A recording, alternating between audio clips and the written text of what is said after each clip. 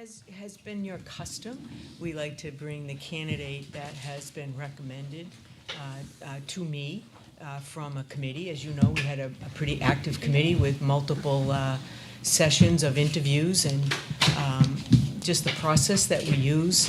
And we're very careful with that process, as you know. And so part of that process was to bring the candidate forward, giving you a chance to meet with him. Although you can always rely on Jess Campbell because Jess was on the committee from the beginning and was part of the interview team, and as well as participating in some of the things that we did over at Broken Ground. So without any further ado, it's my pleasure to introduce Kyle Rapucci. He comes to us from Rochester. So he's going to share a little bit about his story with you, and then I would invite you all to ask him questions, and I hope that you'll press Ms. Campbell for her thoughts, because, again, she was part of the interview process. Mr. Rapucci, welcome. Thank you so much for having me tonight. I'm extremely happy to be here. Just a little bit about myself. I'm a husband and father of two, 14 and 11. As I said to my committee, great committee that met in this room, for the last year or so, I've been talking to my wife about getting closer to students and staff on a daily basis.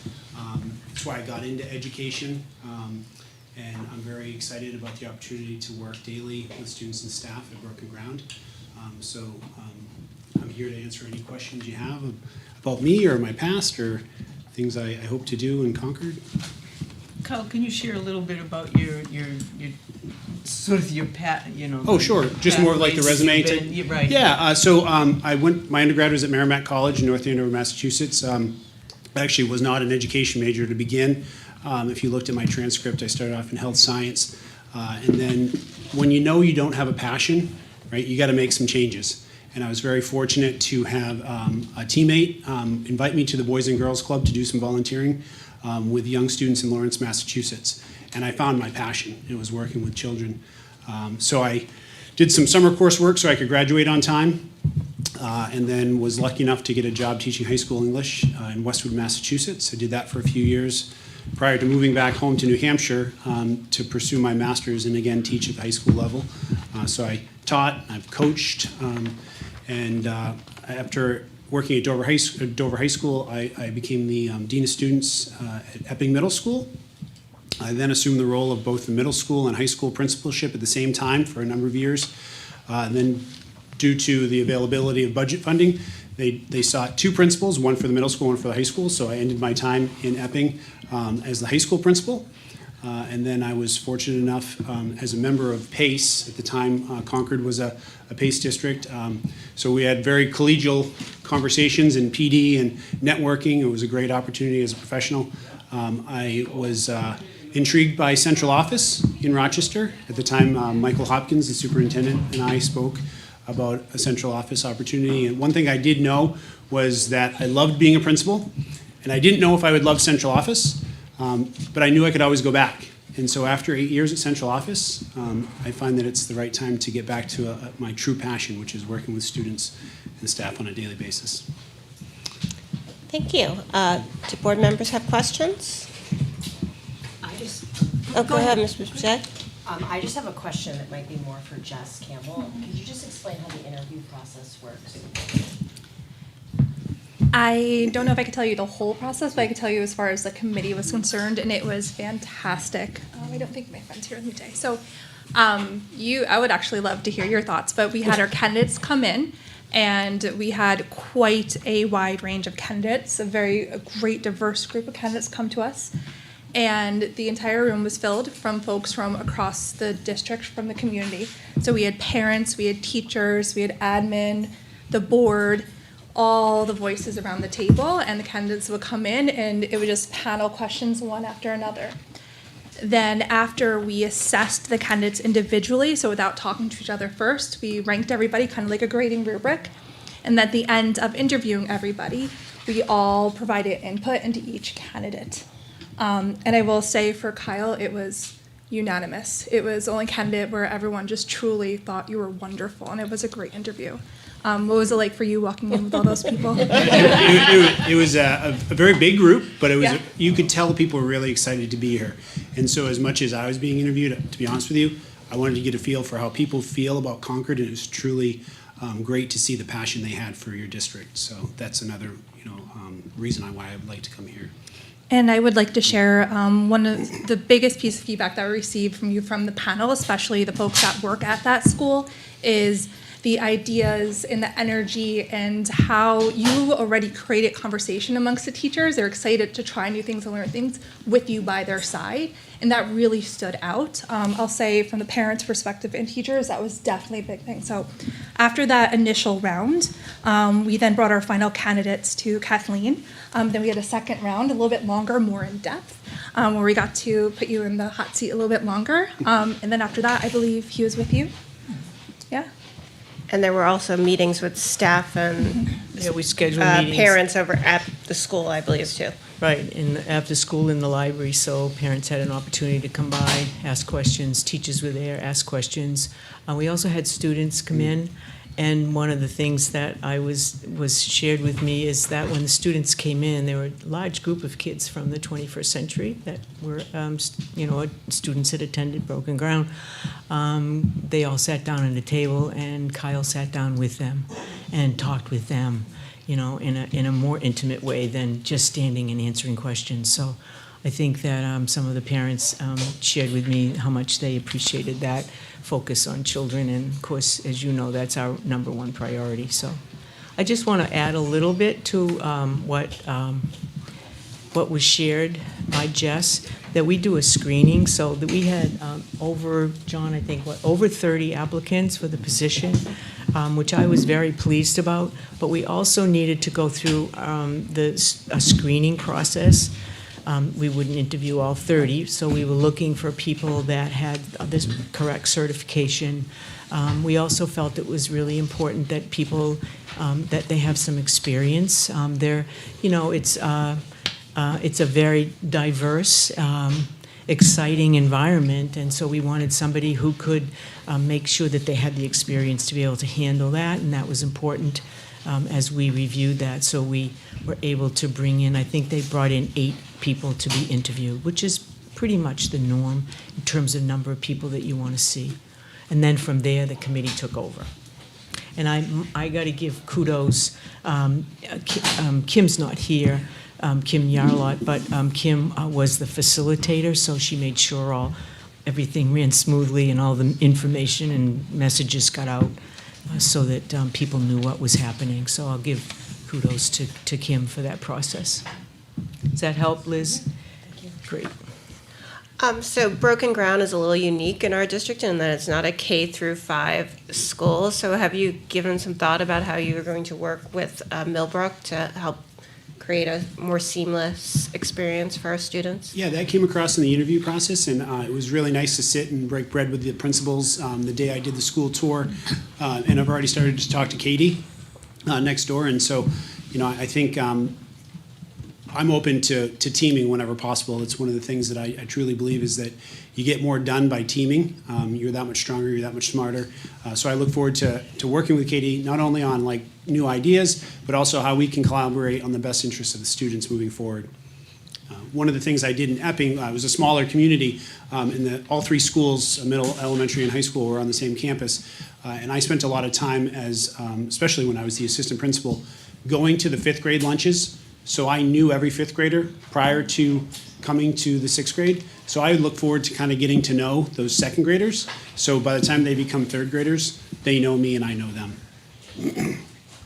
Great, thank you. Ms. Hastings? Welcome to Concord. Broken Ground is very near and dear to my heart. I spent 25 years teaching there and not so long ago retired. I see that I'm assuming you live in Rochester? No, I live in Lee, New Hampshire. In Lee? Yes. So do you plan on commuting, or do you think your family will move this way? It's about 39 minutes one way. So 39. my kids are still in school right now, so I think we're probably going to stay put Okay. for my own children at this time. And that won't be a problem for those early mornings. No, We absolutely start, not. I don't know if most elementary schools start as early as Concord, but Concord's pretty early. Yeah, no, I'm a morning guy. Great, Yeah. great, Yeah. welcome, good luck. Thank you. Anyone else have any other questions? I did hear that when he met with the principals, and he shared with the principals that he has a morning routine playing hockey at like what time? 5 o'clock? So he is a morning person, just to let you know that, and also a hockey guy, so he kind of does fit, right? Great. Well, great. Well, thank you very much. Thank you And so we'll be much. voting Welcome. later. Thank you. right. And then we have about 5 minutes before we hit 6 o'clock and start the official board meeting. Wasn't sure you could make it. How are you? Work before I have to go back to Bethlehem.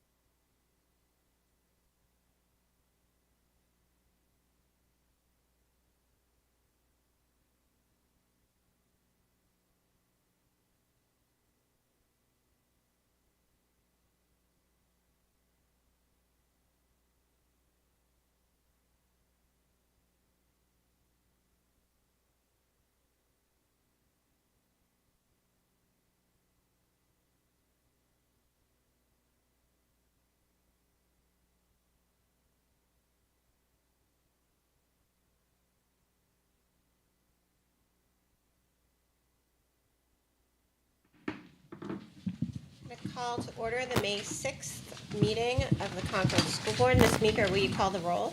With pleasure. Ms. Boucher. Here. Ms. Campbell. Here. Mr. Cotton. Here. Ms. Hastings. Here. Ms. Higgins. Here. Mr. Richards. Here. Ms. Robinson is absent. Ms. Walsh. Here? And I am here. We have a quorum. Great. I will take a motion to approve the agenda. So moved. Moved by Ms. Hastings. Is there a second? Second. Second by Ms. Boucher. Any discussions, amendments? Hearing none. All in favor? Aye. Any opposed? Any abstentions? Motion passes. I will take a motion to approve the consent agenda, which includes the minutes from the April meeting, the Finance Committee meeting of April 8th, the Communication and Policy meeting of April 10th, the Sustainability Committee meeting of April 11th, the City and Community Relations meeting of April 15th, the Instructional Committee of April 17th, and the Sustainability Committee meeting of April 30th. So moved. Moved by Mr. Richards. Is there a second? Second. Second by Mr. Cotton. Any discussion? Amendments? All in favor? Aye. Any opposed? Any abstentions? Motion passes. And with that, Superintendent, would you like to introduce Concord High School for I our will. celebration this month? That is our celebration for learning tonight, and it is our last presentation from our schools for the school year. So we have a busy month in June, so we have other things going on. But I'm pleased the team is here from Concord High School, and I believe Dr. Herbert will lead us off. But he does have his team with him, so you might want to introduce them, Tim. So for various reasons, I have my team here tonight, but first and foremost, I have Kathleen Shalaskis, Assistant Principal, Jim Corkum and Graham Crowther, also Assistant Principals at Concord High School. You'll get to hear from each of us later as we go through some of the NEAS stuff that's coming up. But for the celebrations, we'll start off with the students we have present. Of Miss Cowett, we have Haley Ducharme, Ella White. I apologize. Yeah, all right. But the roadie should be recognized. Pinkerton? All right. There's a reason I did not know that young man. Totally All right. legitimate. I was really caught off guard for a second. I did not recognize his face, and that explains it. So we've had several opportunities for celebrations of drama club at Concord High School, placing as runner-ups in the New Hampshire state competition. In addition, we've had all-state performers with saxophone and other instruments in our band and our choir as well. We had the whole all-state competition at Concord High School a few weeks back, and so today, part of that, and a plug for Mamma Mia, we decided we'd bring some student performance to the board, so you can get a little bit of taste of the fine performing arts we have going on at Concord High School.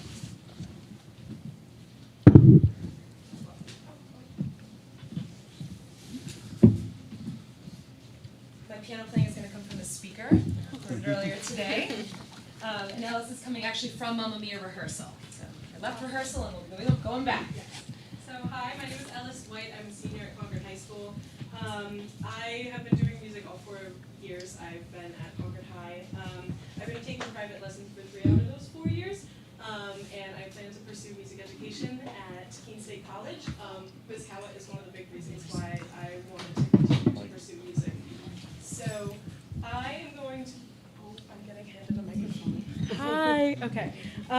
So I'm going to be performing a piece called An die Musik. It's a German piece by Schubert, and it basically means to music, and it's his ode to music and the art and how much he loves it.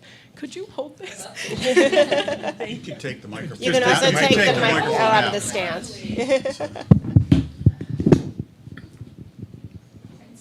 Oh, thank you. My personal mic stand.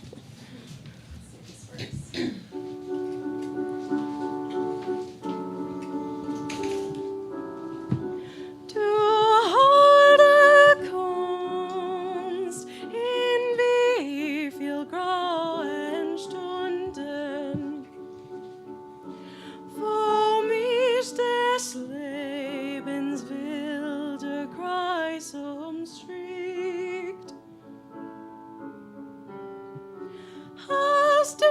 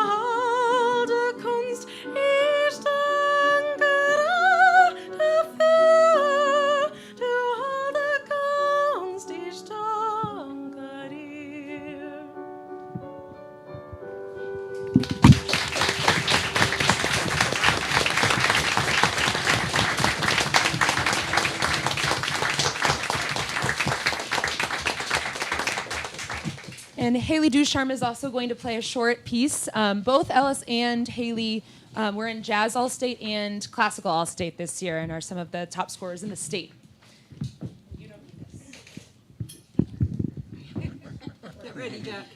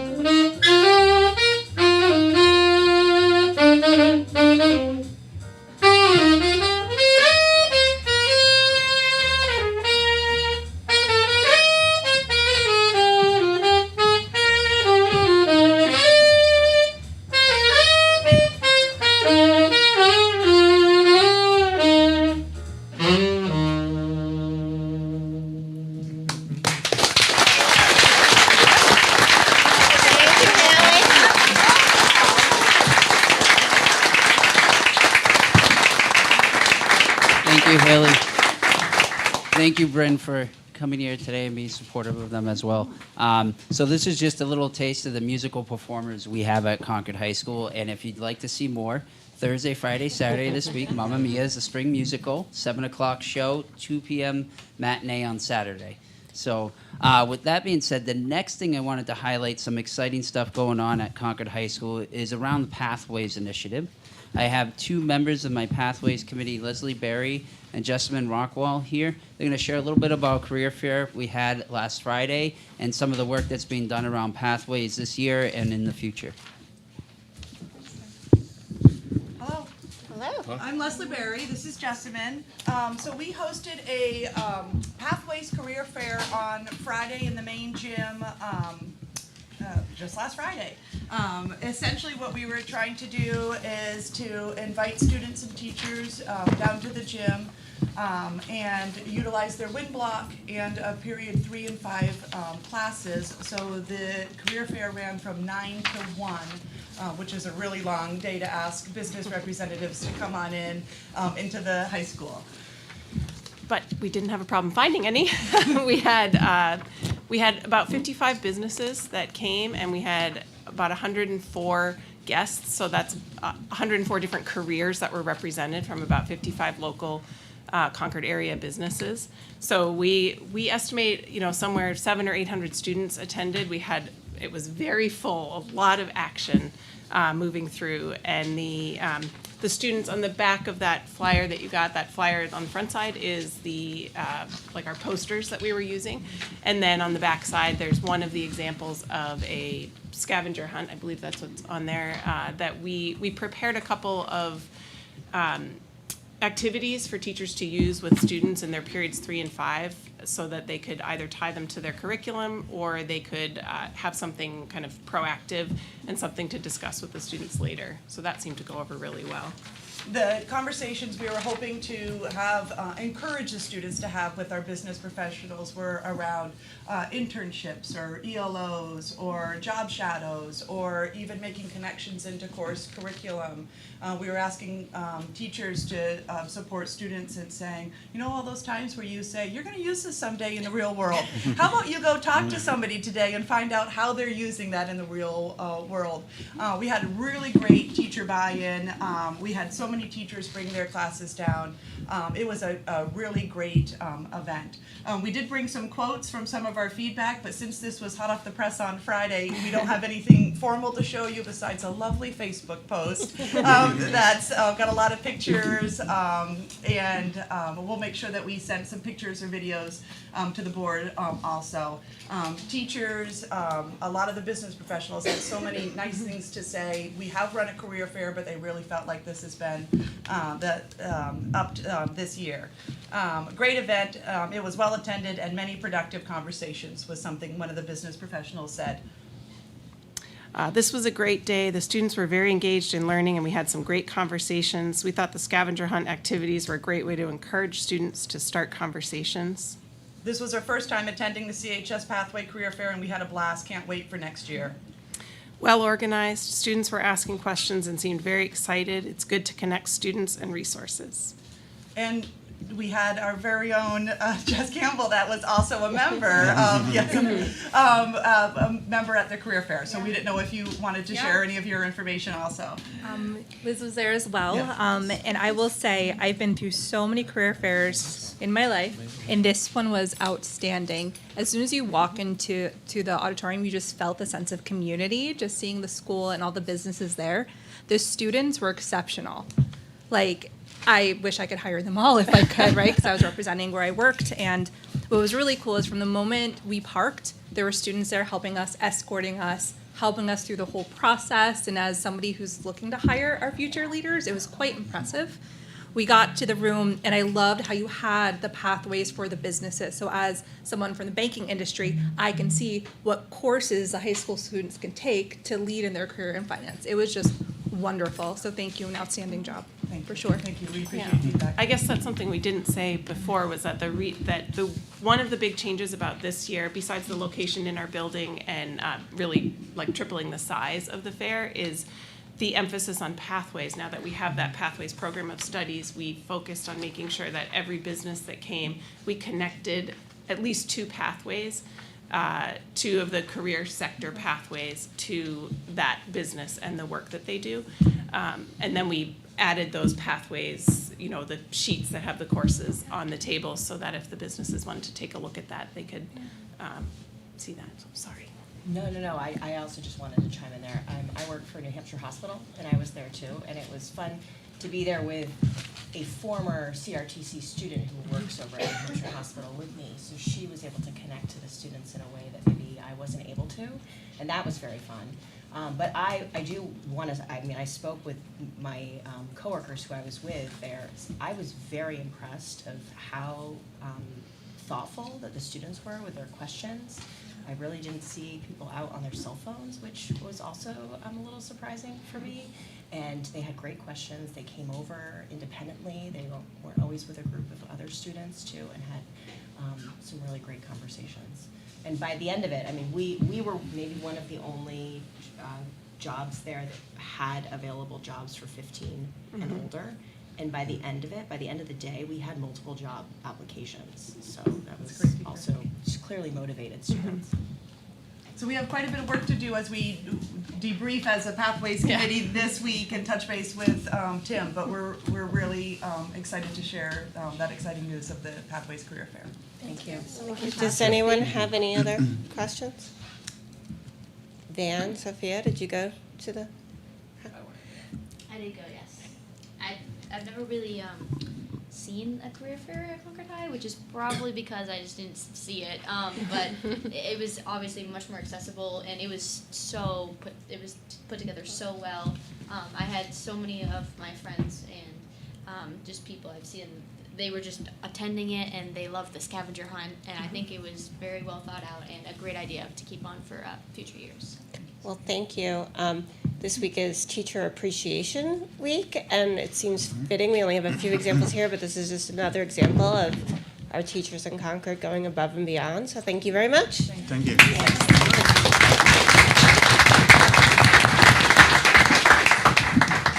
I would just add that two of the committee members, we did partner with CRTC on these efforts, so I kudos to Ann and her staff as well. And there's several other committee members that aren't here tonight that participated in setting this up. And in the future, we hope to be coming forward with more with students sharing their experience and their pathways, sharing about their internships and extended learning opportunities as extension of what you heard tonight. So we're just continuing to amp up and develop that pathways experience at Concord High School. So that's what I have for today. Thank you, Tim. Thank you. All right. We'll roll right into Sophia and Van's student report. Good evening, everyone. Oh, there we go. Yeah. I hope everyone's doing well. At Concord High this month, we are all looking forward to finishing out the year strong with just a few more weeks to go. Last week, all of the juniors got their SAT results back, which brought a lot of different emotions for people. We have AP exams spread out across this week and next week for all of the AP courses. And this last week was CRTC open house for all incoming students. Here, students and their parents got to hear a little more about the programs that they're going to be in next year and meet their teachers for next year. And an 8th grade parent night is coming up on the 14th for Runlet and Deerfield students. Last week, which was already talked about, we had our career fair, which is a great opportunity with over 50 tables from careers, all of our tied pathways. Coming up this month, we also have a semi-formal dance. And finally, which was also mentioned, we have CHS Drama is performing Mamma Mia May 9th and 10th at 7 p.m. and May 11th at a 2 and 7 p.m. showing. Yes, definitely go to Mamma Mia. I heard it's going to be great. So hello, everyone. It's good to see you. I apologize I couldn't attend last month's meeting, but I'm sure Van filled my position very well. As Van said, we are closing down the 2023-24 school year, and I know seniors and students alike are counting down the days. For seniors, it is an expectedly busy month. Senior Scholarship Award Night is May 16th, and the winners of these applied scholarships through CHS will be awarded their prizes. Senior Award Night, which are academic awards will be given to seniors, is May 29th in the morning, followed by our senior breakfast. And Spring Fling is also coming up. This is a day when clubs and organizations within the school can sell different goods and organize activities for a day of fun. This takes place at Memorial Field. And as usual, here's the report from Abbott School and what they did in April. So they celebrated Earth Day. On the Friday of April 15th, we celebrated Earth Day. We had the Department of Environmental Sciences Services come, as well as other environmental educators. These people played games with us and taught us the importance of taking care of the earth and how we can do that. We also had Groponi come in with an electric car. We spent the day hopping around from station to station and ate delicious mud cups. They were not real mud. Earth Day was busy and fun. And then there's Student Union field trip. On April 17th, the Abbott Student Union went on a field trip to the Seacoast Science Center in Rye, New Hampshire. On this field trip, they both explored the Seacoast Science Center and picked up trash around Odiorn Point, a state park in the town of Rye, where the Seacoast Science Center, that's a mouthful, is located. One of the employees taught us about invasive species and what makes them invasive to the environment. And that's all I have. Thank you. Anyone have any questions for Van or Sophia? Does this mean we still have you for one more meeting, right? One more. All right, great. Superintendent, your report. Great, thank you. Great night. Thank you, Concord High School, and Van, Sophia, thank you for your reports. Appreciate it. I know the last month for you is a journey, but enjoy, right? Enjoy. So tonight, I have, I'll try to get through some recognitions. I'm really pleased. I went on Tuesday afternoon, Concord Trust had an award ceremony over at Krista McAuliffe School. And every year, they have grants in which they give to teachers in our school district. The teachers write a grant proposal. Those proposals go to the Concord Trust, and they review them, and they select winners. Over $8,000 worth of grants were given out to our teachers, and I just wanted to take a minute to recognize those teachers who received awards. From Broken Ground School, Allison Davis did a project called Boogie Boards. I'll let you figure that out. And then over at Millbrook, Fiona Quirk and Erin Robichard and Chris Cashman, I think. Don't you know Chris Cashman, Matt Cashman? They did a great project on Let the Children Play. It's really neat. I'm anxious to go over. It's preschool rain suits and rain boots. Because, you know, when it's raining out and the fields are muddy and the little preschoolers want to be outside, but they can't because they're not equipped. They're called Muddy Buddies. Right. Well, Jack's preschool. He's outside all the time. so they had an award for that. Over at Krista McAuliffe School, Michelle Mullen did a project on Sensory Path. The RMS, Runlet Middle School Music Department, had a grant award around technology that they'll use. And at Millbrook, another project called Immersive Learning, a group, Jen Allen, Jane Kleiner, Lauren McDonald, Megan Audit, and Sharon Surratt, all were writers of that grant and received a grant on behalf of Millbrook. And last but not least, Danny Yalako from Abbott Downing did a project on green screen. So it was fabulous. And the nice part about this ceremony is the winners from last year set up their projects so that people can actually see the projects that were awarded grants, and they show and demonstrate them for the folks, all the guests that arrived to view. And then next year we'll see the projects that this year's award winners got. Great event every year. Concord Trust, they do that for our teachers, and I also want to kudos to Ellen Desmond, because Ellen helps coordinate that and takes care of all the grant money, as only Ellen can do, and you all know that, right? I also want to recognize one of our folks at work here at Central Office, Jessica McKay. Jessica is our out-of-district placement coordinator, so she is responsible for working with parents, working for any of the out-of-district placements, in ensuring that the students who attend the schools out-of-district are successful. So she spends lots of times in meetings, visiting those schools, talking with the staff to make sure that the accommodations and the education that our youngsters are receiving in those placements are accurate. And because of that, she was nominated and selected as an emerging leader in the Lakes region. So we're pretty pleased. We know how hard she works.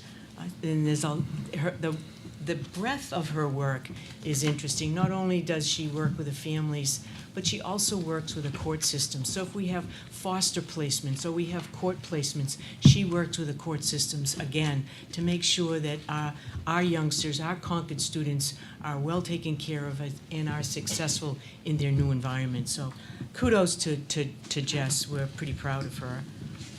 Just a great, dedicated lady. I thought it would be fun to ask Mr. Richard. He's sitting way back there. So, Jay, would you come up and share just a brief, little, quick overview of the trip to Washington? Because you've been so excited about it. Yes, it's actually an honor. Again, Jay Richard, middle school principal. I mean, Superintendent Murphy has to sign off on these overnight trips. So it was wonderful when I got back from the trip. We had close to 100 students, 8 chaperones, all were Runlet Middle School staff. I sit in the back of one bus, keep my eyes on everybody. Mr. White, the other assistant principal, is on the other bus. Sabrina Fries organized, 8th grade math teacher organized all the logistics. But what I really wanted to share is that, again, I gave a great report to Superintendent Murphy when I came back. But one of the things we talk about before we go on the trip is that how when we're out in public, we're a reflection and represent our school community, obviously the capital in New Hampshire. And when we're down there, and the kids get it, and they did an amazing job on the way down. And I've been on quite a few Washington D.C. trips with 8th graders, and I wanted to share, and I shared it with Superintendent Murphy. I was very proud because we hire tour guides to go to the monuments, and they walk us around, and they said to me on several occasions, Jay, what's up with your kids? They're so well behaved and listening. And I said, we just have high expectations. We talked about the kids, but our kids did a wonderful job, and I think it's important for all of you to hear that they represented all of us very well when we went down to DC, and it was a wonderful trip.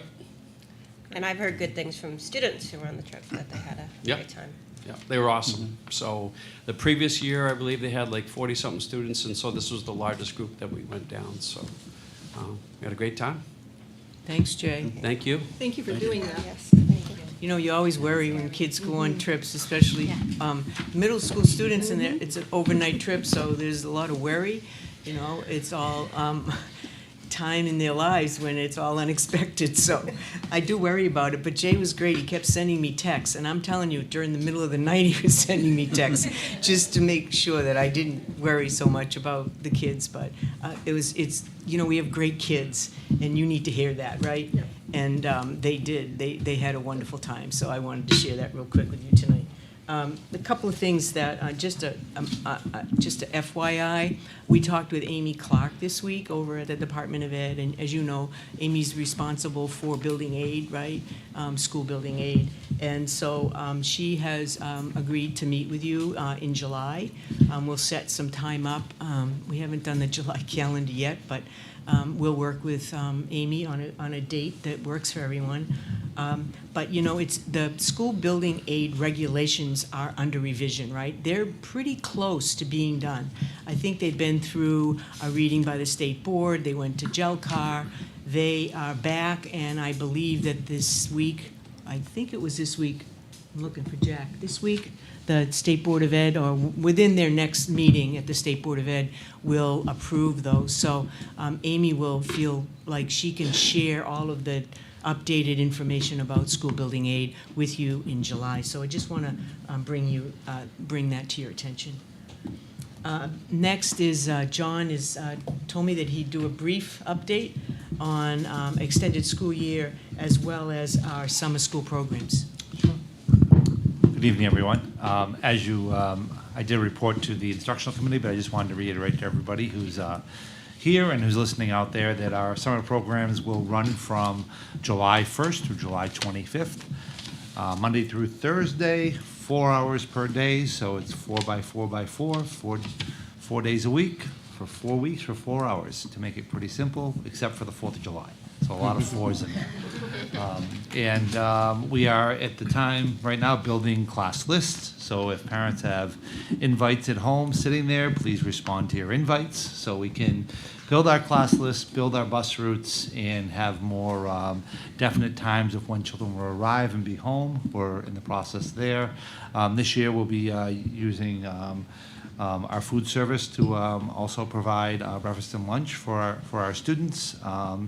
And we have worked on some curriculum aspects with Title I that will have a very consistent curriculum across all the buildings, all the elementary buildings for both reading and math. So been a lot of efforts to work on that. Our Entering K program will happen at the 3 sites that we do not have available, the Beaver Meadows site this year. So it will happen at Millbrook, Abbott Downey, and Crystal McAuliffe. They will have their Entering K program the last 2 weeks of summer school, and Tuesday, Wednesday, Thursday. So it's 6 total days, the last 2 weeks. Pretty consistent across the district what's going to happen, and we've used a common assessment across the board this year to identify that population. And what are we doing for Beaver Meadow? Beaver Meadow, because they won't have the building, they're going to do something, once the building's reopened and they're ready to do, they're going to do something closer to school for their population. But they'll do it. They didn't feel it was right, after meeting with them, to have that program in a different school. It's Yeah. about routine and knowing the school and knowing what's going on. I just didn't feel it was, to do it at Krista didn't seem right, because their program will all be at Krista McAuliffe this summer, both their Title I and their extended school year for special But they will ed. do their kindergarten. They'll do the program. kindergarten, do something right at the start of school. Michelle, it's hard to plan because Matt's in the works right now of all those final dates, and until we have some final dates from Matt, we really can't move forward, but we'll do something with families and the kids that need it at Beaver Meadow. And for those, we won't have Beaver Meadow because the HVAC system is being Correct. replaced at Beaver Meadow this summer. Correct. And Broken Ground. And Broken Ground, but Broken Ground, families will go over to Millbrook, Yeah. so we'll be in the same site at least. Matt, do you have any anticipated date of start for those projects? For start, Yeah, for we're starting. gonna give the rest of the week, so the Thursday and Friday, and then we're starting first thing Monday, if not Saturday. We're gonna go after it pretty hard. I think it's probably appropriate to say that the last day of school, provided, well, Murphy's Law will probably play into this, but the last day of school is scheduled for all parents who want to make final plans for summer for the youngsters, whether it's summer camp or programs, is June 13th. That's a Thursday, and that will meet all the requirements of hours and days that we have on the schedule. We'll have track camp, right? We will have track camp. We will have track camp, I promise you that. At this point. I guess I'm going to ask Dr. Herbert to come up again. In your packet on page 62 is the report from the NEAS, which is the association that reviews and provides accreditation to our high schools. This is really important. It's an important process, but it is a long process. It's not an overnight review. There's lots of work to do at all stages. So I did ask Tim and his team if they would share the process with you tonight. All right, and thank you for having us. So, real quick, as Kathleen explained, it's New England Association of Schools and Colleges. It's an accreditation association. So, every 10 years we go through an accreditation process. And I just want to take a moment to explain the process. So, candidacy is we are a school that was already accredited. We have a governing board, yourselves. We are without established public schools, so we apply for candidacy for our reaccreditation process. NEAS grants it, and then we begin what we call a self-reflection process. They have 5 standard areas that I'll get into in a little bit, as well as some identified priority areas that we reflect on as a school. When I say as a school, we include teachers, ed assistants, food services, building maintenance crews, parents, students, etc., as part of this process. And we do quite a comprehensive review of each of these standards as within a self-reflection and a steering committee. When we completed that, a date is set for NEAS to send a visiting team of professionals from other schools throughout New England. And they come in, they go through our self-reflection report, they walk our school, they look for evidence of our standards, and they look to see where we could improve as well as where are we doing well. They give us a follow-up report, which should be included in your packet. I believe I included the whole comprehensive report. And then from that, we have 2 years as a school to develop a growth plan and implement it as a school improvement plan.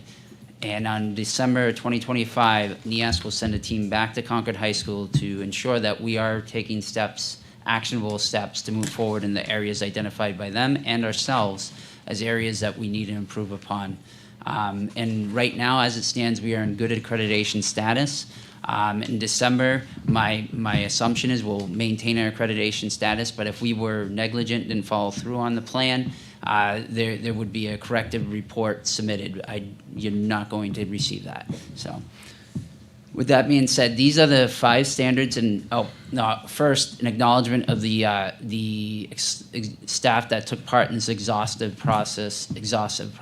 Our chairs are Lynn Vinskus, Val Koch from CRTC. We had our steering committee, Kim Blyer, Stacy Boyajian, and Kate McDonough. We broke by standards. We had supporting staff, each standard to assist the steering committee and self-reflection committees. We had Heidi Crumline, Erica Deesh with learning culture, standard 1. Frank Harrison, Tristan Black Ingersoll, and Sarah Hayes with standard 2 for student learning. Professional practices, Rebecca Malloy and Kirsten Woody.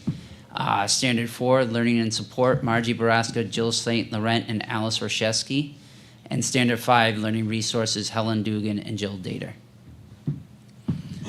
These are the different NEAS standards that we're evaluated on. Our learning culture, we promote shared values as a school and have a responsibility for achieving the school's vision. Our standard 2 is student learning practices, maximize the impact of the learning for each student. Professional practices is to ensure that our practices as educators and have structures and supports to improve student learning. And standard 4, learning supports to ensure that we as a school have appropriate systems to support all students' learning and well-being. And then standard 5 are the resources. This is specific to facilities and other resources to ensure a quality education is afforded to students. Foundational elements, and the reason I highlight this is these are areas that regardless of a school's scoring, you have to have in your school improvement plan. We will be back later in the fall next year to share our school improvement plan with you, but I want to highlight these. You'll see them reflected in the report. It's not that we are not meeting these. These are elements that every school improvement plan and every NEAS report requires you as a school to continue to look into and develop. These are the areas that they feel that we're doing very well in, and I would say we agree with them on that based on our self-reflection study. We've nurtured a positive school community where there's trust. We have positive, the students have positive confidence in the school building administration, which is great for us. But in addition to that, I would add our school building leadership team. Our school building leadership team has been integral in this as well. The consistent support for the individual attention from the teachers to the students to ensure they're successful. We've had collaborative, supportive, collegial relationships among our faculty and staff, a commitment to sharing materials, strategies, coaching one another to help develop ourselves in our professional practices. We are cited as being a welcoming, learning-centered classroom environment across the school. They also reference the classroom physical space is conducive to the classes we're teaching in the spaces, so science classes are in appropriate areas for science classes to be taught. English and social studies are in appropriate areas for those core content to be taught. Faculty and administration demonstrate a great passion for and concern for students while also providing a supportive culture and fostering independence. And in addition to that, we have a safety committee that works in conjunction with Matt Cashman to have a detailed emergency operations plan in place. Here's essentially our rating. We agree with NEASC in every area. There's one area where there was a disagreement, and I wouldn't say it's a disagreement. So first and foremost, learning culture, we feel we meet. Learning and culture 1.2a, I'll get into a little bit more details later on, but this is specific to us having a uniform curriculum template across the board. We have great curriculum, we have good learning going on in our classroom, but we don't have a single uniform way of organizing our curriculum so that if I were to win the lottery and no longer coming to teach social studies, somebody would be able to pick up where I left off. So it's meant so that we can have that sort of support and throughout the school, and there's a consistent curriculum being taught to kids in similar classes. Student learning, again, where it says does not meet, we have a portrait of or vision of a graduate that we're in the process of working on. The district has adopted theirs. Ours will be nuanced to Concord High School and our Crimson culture. That, right now, we are missing that. We will continue to work and develop that. For 3-1A professional practices, we have to have a school improvement plan in place. Again, that's something that we're required at the end of this anyways. So we knew we weren't going to meet that. They agree we don't meet that because we have to have an improvement plan that reflects what they're reporting out. Our learning supports, special ed and non-special ed services, multilingual learner supports. In addition to that, our 504s. We do have some great supports in place. Both of us agree to that. When it comes to learning resources, it's getting into facilities, and we'll share that in a later slide. There's some areas where HVAC being one of them, but we know there's a plan. So although it's not in place at the time of the visit, what they want to see when they arrive in December of 2025 is that we're moving forward with a plan to address some of the building facility needs that they've highlighted. And Matt and I walk the building at least once a month discussing these things. There was nothing surprising to me in this report, nor to him. Again, priority areas, these are things that are highlighted by NEAS that we must have in our report. And some of the areas we are already doing, but it's something that we constantly have to reflect on and continue to adjust. And some of it is something that we don't have in place that we need to work on to get into place. So we go through the vision of a graduate right there at the top. I think I had 1A, 1.2A, and 2.1A mixed up in the previous slide, but we need a vision of a graduate. That's one of those things that we do have the district portrait of a graduate. We need to work on nuancing it for Concord High School, how we are going to evaluate it, how we're going to give students feedback on that over their 4 years at Concord High School. And it needs to be integrated into our common curriculum templates and instructional plans. We have to have, when we say revised goals statement, that written curriculum consistent again across the all departments, all common courses. That's something we don't have in place. We have quality curriculum going on. There's no doubt in that. We have good student evidence of student learning going on. We need that common template. When we get to priority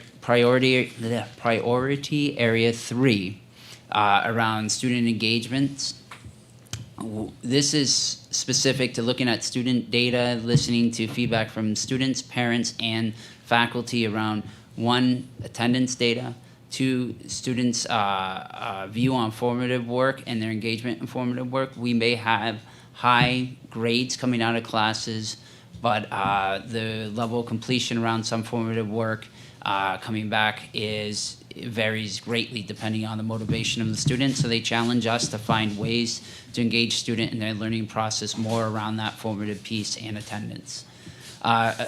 When we get to priority area number 4, the school will provide a range of timely, coordinated, direct interventions and strategies for all students. It's an area regardless. It's got to be part of our plan. We are doing that. It's an area both of us agreed we meet.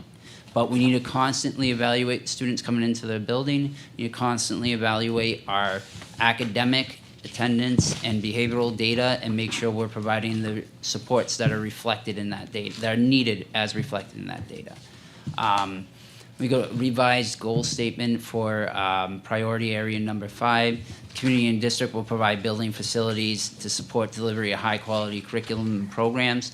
This is where, in a later slide, I'll get into the details of the areas that they noted that we had to have some sort of a plan of looking into, addressing, and trying to improve on these areas in our facilities. And then priority area number 6, the school will engage all stakeholders in development and implementation of a school improvement plan. Right now, we are in the process of this. We have put together, the administrative team and our steering committee have worked on the growth plan piece that is used to guide you in the improvement plan. What we do is we put together a draft improvement plan, and we will be looking from that point, once we have a draft, to reach out to our stakeholders, parents, students, teachers, ed assistants, building facilities, other support staff within our building to get a holistic view on this improvement plan and ensure that we haven't missed anything and give everybody an opportunity to weigh in on this. Again, this is something that is a priority area regardless. We have to have it in there. Right now, we currently have a lot of great initiatives going on. We don't have it in an organized school improvement plan. So this is something that will benefit us for the next couple of years to do this work. Here comes the recommendations, and this is why in December of 2025, I guarantee you will not receive some sort of corrective action report from NEAS, because many of these areas they highlight are already in progress. So first and foremost, the school improvement plan. We are developing our growth plan, working in contingent with our building leadership team and our steering committee. We'll review this, and we'll have a draft school improvement plan that we will begin to share out with all stakeholders. I envision us coming before Instructional Committee sometime in early September to share that out, potentially full board, before we go looking for all the stakeholder information, just so you're seeing what we're putting out to the community. We'll gather stakeholder input, and ideally we'd like by December 2024 to have a formalized school improvement plan that is, directing our professional development, helping us prioritize on our facilities needs, and helping us prioritize on our curriculum work and the work being done in our collaborative groups at the high school. With that being said, I'm going to turn this over to Jim Corkum. He's going to go through the next piece. Yeah, so the next area highlighted by NEAS in the area of need is what they'll often call a vision of a graduate. Here we have it called Portrait of a Learner, because that is the work that's already being done at the district level. And essentially what that is it's a set of core values or core characteristics that we as a district believe that all students should be able to demonstrate by the time they graduate from here, whether, no matter at what point they enter. A lot of our students are coming here K-12. Some are not coming directly to us from our elementary schools. Here at the high school, we have kids coming from a variety of different schools. But at the end, it's really those core foundational characteristics that we want all students to be able to exhibit as they enter into whatever it is they decide they want to pursue after high school. So that is something that's already in progress. There's been, like I said, there's been a lot of work at the district level, engaging the community and stakeholders, really asking, like, what is it that we want our graduates to exhibit when they leave.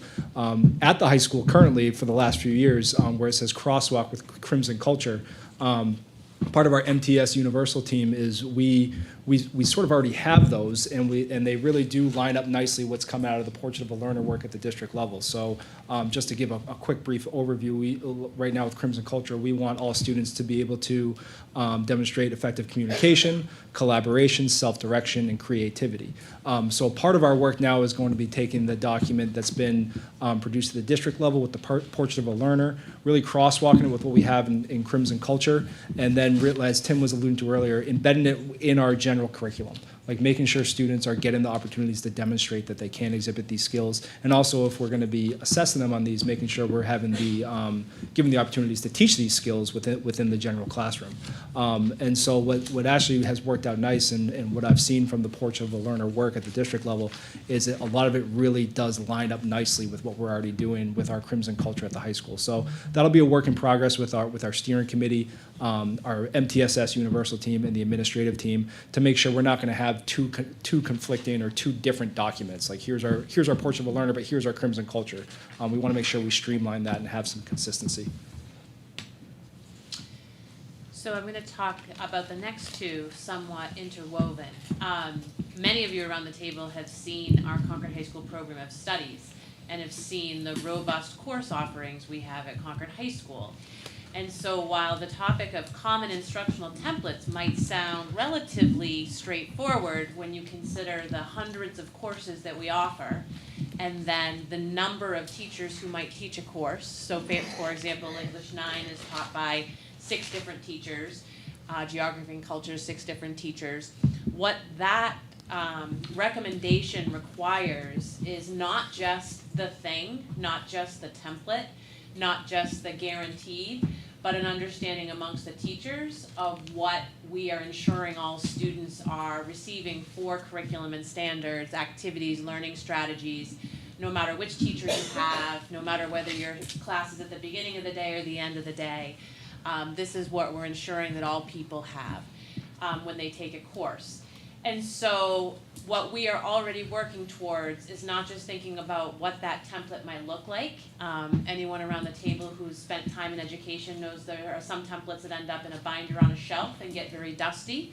And then there are others that end up getting used. And we're trying hard to think about what will be used and what will be living and not just dusty on a shelf in this process, and trying to take that slowly. And we're also trying to think about how to empower the teachers through a professional learning community or a PLC process that empowers them to feel like they're really driving that work. And that too, I've seen this done in other places. In fact, just a few months ago, I had the good fortune of going out to Winnicott and being on their visiting team for a decennial visit. So that's how it works, is that people are asked to go and serve on others. And I'll share that sometimes you can tell when there's pieces of these recommendations that are done just for NEAS, and then when there are pieces that are done with fidelity and a way to better the experience for both students and teachers. So we're trying to take these next two slow and build the capacity and the how with teachers to think about what's best for kids and give them the time to do so. But it also recognizes that it requires teachers with some give and take, and letting go of some things perhaps that are dear in them, but they do it, but nobody else does. And what's definitely driving the best levels of growth and achievement in students. And the other part of that is we do have the fortune of having a couple of instructional coaches at the high school, a literacy coach, a STEM coach. We also even sometimes include our digital learning specialist as someone who's coaching teachers in the use of technology and how to bring them into the work that's being done. There's a term up there, guiding coalition, which might be relatively unfamiliar. That is the term for a group of teachers who are guiding and directing the curriculum development and or the review of student work. And it's a teacher-led group that has sort of just as much direction as the building principal does.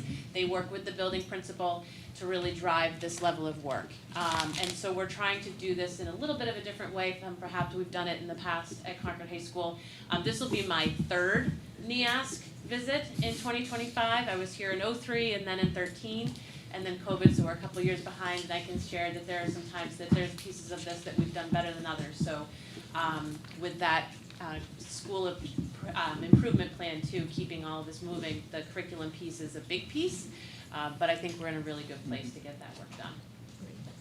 At the top of this one, just again, facilities, and as I said that I work with Matt monthly. We walk our building, we walk our grounds, we highlight areas of concerns, we put priority to certain areas. I think it's well reflected in this report.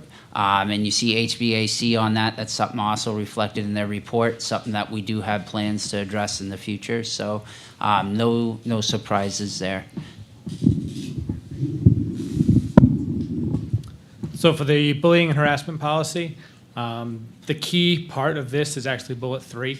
But first of all, we want to make sure that we are going over this policy on an annual basis as an administrative team to ensure understanding throughout the building, which then leads to that share out with faculty and staff. It is an exhaustive policy. It's very detailed as to what constitutes bullying and harassment. And so highlighting the process that the administrators go through when a report is brought to us and the 10-day timelines and the collection of evidence and the people we have to loop in, being more transparent with that with the community, as well as the teachers and staff as to how that process goes through. And then finally looping in our translational services. We've done a lot of MLL work this year and incorporating that into this bullying and harassment policy so they also have a voice in the process and can express if there's any concern from that aspect rather than using the language as a barrier not to be able to get through to us. But that way we can support them in the same way we're supporting every other student in the building. The next one you'll see down talks about inclusive culture, and I think that's an area that I think, no matter what a report says, whether we're doing great, that's something we're always going to be aspiring to do better with. So part of our work with that is the work that happens at our MTS Universal team, making sure that all students, we have supports in place for all students in the building, and if students who do need a little extra, we have systems and plans for them to get the correct interventions and make sure that they are, achieving academically and socially and emotionally as well. Continuing the training within our restorative practices. We've been very fortunate to have I think a pretty comprehensive training plan with all of our faculty, and are probably leading a lot of the schools in the state in this work. Continue to expand our co-curricular programs to meet the needs and interests of all students. continue with our representation on our district equity committee, and also making sure that we're not only engaged in stakeholders, but receiving that feedback from stakeholders and making sure we are implementing, you hear that word with fidelity a lot, but making sure that we have some sort of measurement so that we can say we're doing what we say we're doing, and here are some things that we can continue to do better with. The last part in the NEAS report is that, they talk about the authentic learning experiences and increasing our community partners. And I think the pathways piece that earlier Leslie and Jessamine highlighted really does speak to the work we're doing here. Do we have it built into our school improvement plan right now? No. It is something that we've been working on, an initiative, and will be reflected in that. But as you can see, just from that career fair and what they've shared out, a program of studies, this work is going on to engage students and really thinking of that authentic learning experience and why does what they're learning in school matter. So that was another recommendation of theirs. So again, it's something that's in progress. We agree we did not meet in this area because of the fact that we didn't have it in the school improvement plan, but we will reflect it in our school improvement plan. This last slide, and I'm going to share this with Kathleen, and she can share it out to the board. There is a link to photos. These are a list of the different areas, and I'm sure you're not surprised to see Memorial Field on that. They did do a tour of Memorial Field as well, and it was prime for the touring. So with that being said, these are the major areas they highlighted in our facilities minus the HVAC. What I did is took photos after they shared with me the specific areas they were concerned of, and I put a link to just a photo album in there so you can see exactly what they're referencing in these areas. And again, this is something that Matt and I, we walk the building once a month. We have these conversations. There's not a single thing that you're going to see in the photos he hasn't already seen, and we haven't talked about capital improvements around Concord High School. So with that being said, any questions? Any board members have questions? Ms. Hastings. I don't have a question, but I want to commend you guys for the hard work you're doing. This is very detailed. I've seen firsthand the hard work that's being done at the high school. I think we're very lucky to have the team we have there. I have every confidence that we won't be hearing anything in the future on these, and that you will do everything and above and more that you need to do for this. So thank you. All right, the last shameless plug is in December of 2025. I'm going to need board participation in a NEAS visit on a Sunday evening. So just a heads up. Day before Christmas. Right. I think it's actually December 7th, right around there. It's like the first week of December. So.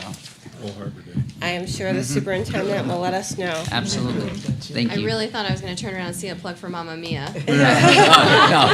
Tickets are still available. Not Tickets many. are still available. Not many. The Friday and Saturday shows, there are more available. I think Thursdays we had 20 tickets left yesterday. So Thank you for the update. Mr. Richards? So, Dr. Herbert, so how are you going to measure that you are on schedule to meet this date and comprehensive of all the objectives? You have some great objectives there, but to make sure that you're on schedule to meet all of those objectives and then have a realistic evaluation that your plan is enough to be able to meet the expectations. So part of the beauty of this cycle that they're having us go through is when you make your school improvement plan, you're constantly reflecting on that school improvement plan. So every year that goes by, we may reflect on an initiative in there. We could say, measuring the portrait of a learner and giving feedback. As we reflect on that, that goal adjusts, and it's a living document. So how do I measure? One, we're soliciting feedback from our educators, we're soliciting feedback from our students, we're soliciting feedback from our community members when it's appropriate. That's one area. We're looking at student achievement data. We're looking at the programs we're providing, ensuring the diverse needs that are there, that we are providing those supports that are necessary.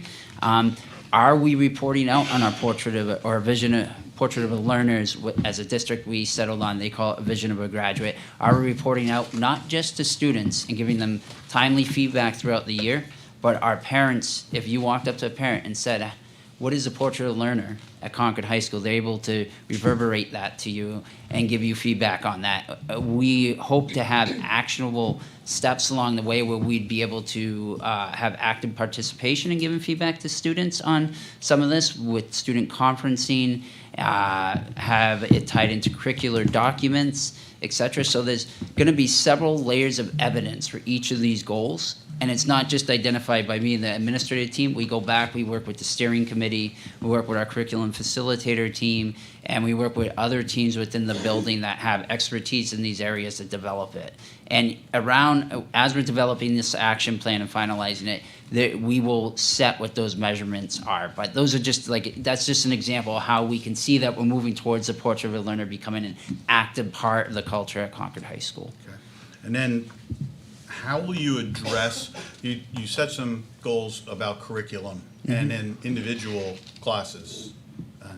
So how will you address curriculum or an instructional area or class that is not meeting expectations and then provide the required supports to bring that up? Yeah, go for it. So that is exactly the work of trying to create a more robust process with professional learning communities, because there's 4 distinct questions that a professional learning community, that teachers themselves need to ask. First is, do we have a guaranteed curriculum?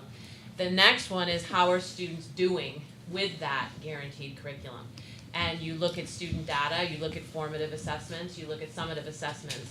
Then you look at who's not meeting those standards and why are they not meeting those standards. That's your third question. And then you look at where you might need enrichment as well. Who is exceeding those expectations for learning and how do we build that?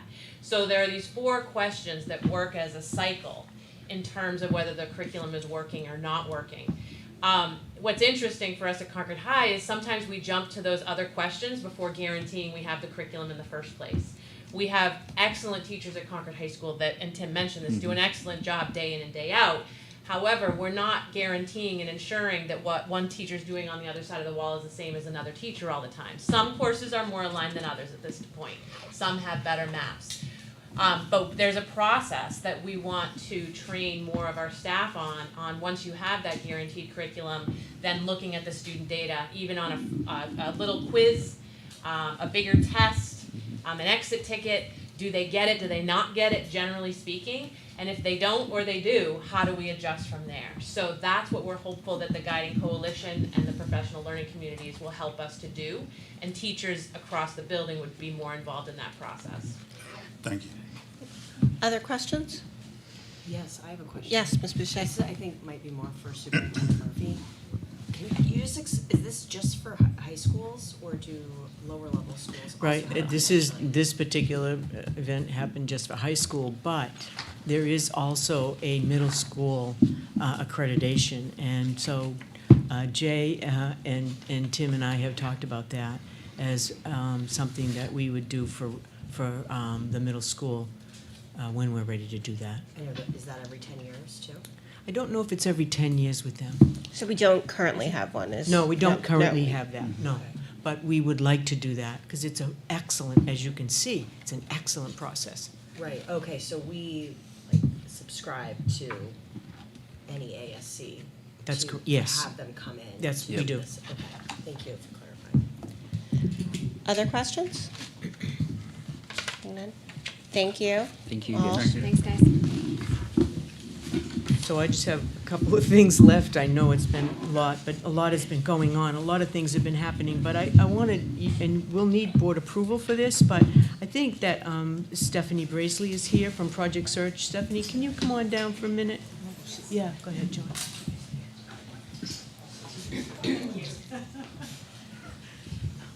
So, John, you want to introduce this project? Sure. Whoops, sorry, John.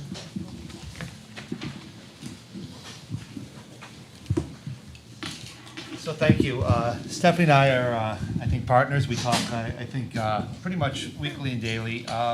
Stephanie oversees, and I'll let her talk a little bit about her project, but and what we do together. But Project Search's been something that since coming to Concord, I've adored being part of. I really have. I've been involved both as the lead in helping Stephanie organize it each year, but also as part of the business partner too, in trying to help some of our adult students who go through the program try to find employment. And I've been Mr. Fabrizio, could you just step back for those who might not know what Project Search is and give We're going to do that. Okay. I said Stephanie's going to do that in 1 second, but I just wanted to say it's something I've been involved in, and she's handing a little flyer right now, but I will turn to Stephanie, and she can talk about our program and then the wonderful, generous donation that we got from Bangor Bank, and we can talk about that. So, Stephanie. Thank you for having me this evening and my opportunity to speak a little bit more about Project Search. So Project Search is a work training program. We are located at Concord Hospital. We've been there for 15 years. We are one of 5 sites here in New Hampshire, but we are also one of 714 sites internationally. So Project Search is an international program that was founded in Cincinnati at Cincinnati's Children's Hospital in 1996. So what we do at the hospital, we work with interns who we go through an application process, so they do apply to the program.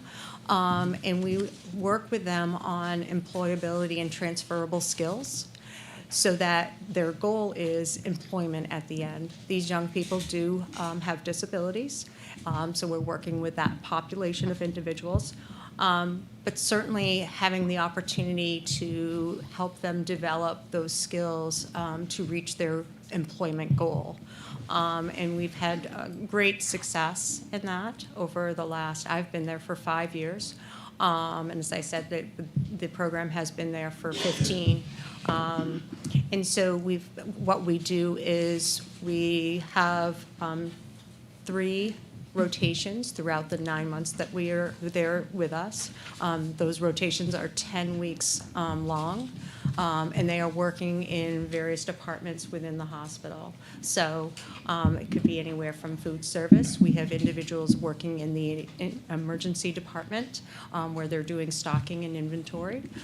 We've had individuals in central sterile where they're working on the sterilization side, wiping down the equipment and making sure it's prepared and ready to go for other procedures. So it's a variety of different internships, and again, they're preparing or working on those employability skills that employers are looking for. So being dependable, knowing how to communicate with various people, teamwork, being able to advocate for themselves and feel confident when they're going in and doing their job. Because many have felt not very successful over their course of their education at different points. And so coming in and helping them to increase that confidence and the ability to feel that they can do the work and they feel very successful. So kind of coming back to Bangor Bank, we have a business advisory council that meets 6 times a year, and we have a representative from Bangor Bank who has participated on the board for, on the council for 2 years. I think this is actually only the 2nd year anyway. So she's participated in actually coming to the class and doing some financial training for our interns because, once you start making some money, it's nice to know what to do with that money, except, instead of just spending it all. So she's talked about budgeting, she's talked about opening accounts and so forth.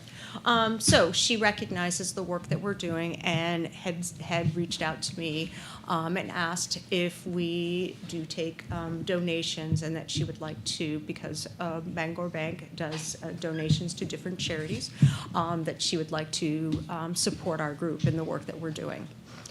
So that is why I'm here. I think some of that money would go to, we do a lot of events. We have an event that we do with our mentors and managers. We like to recognize them for the work that they do with our interns.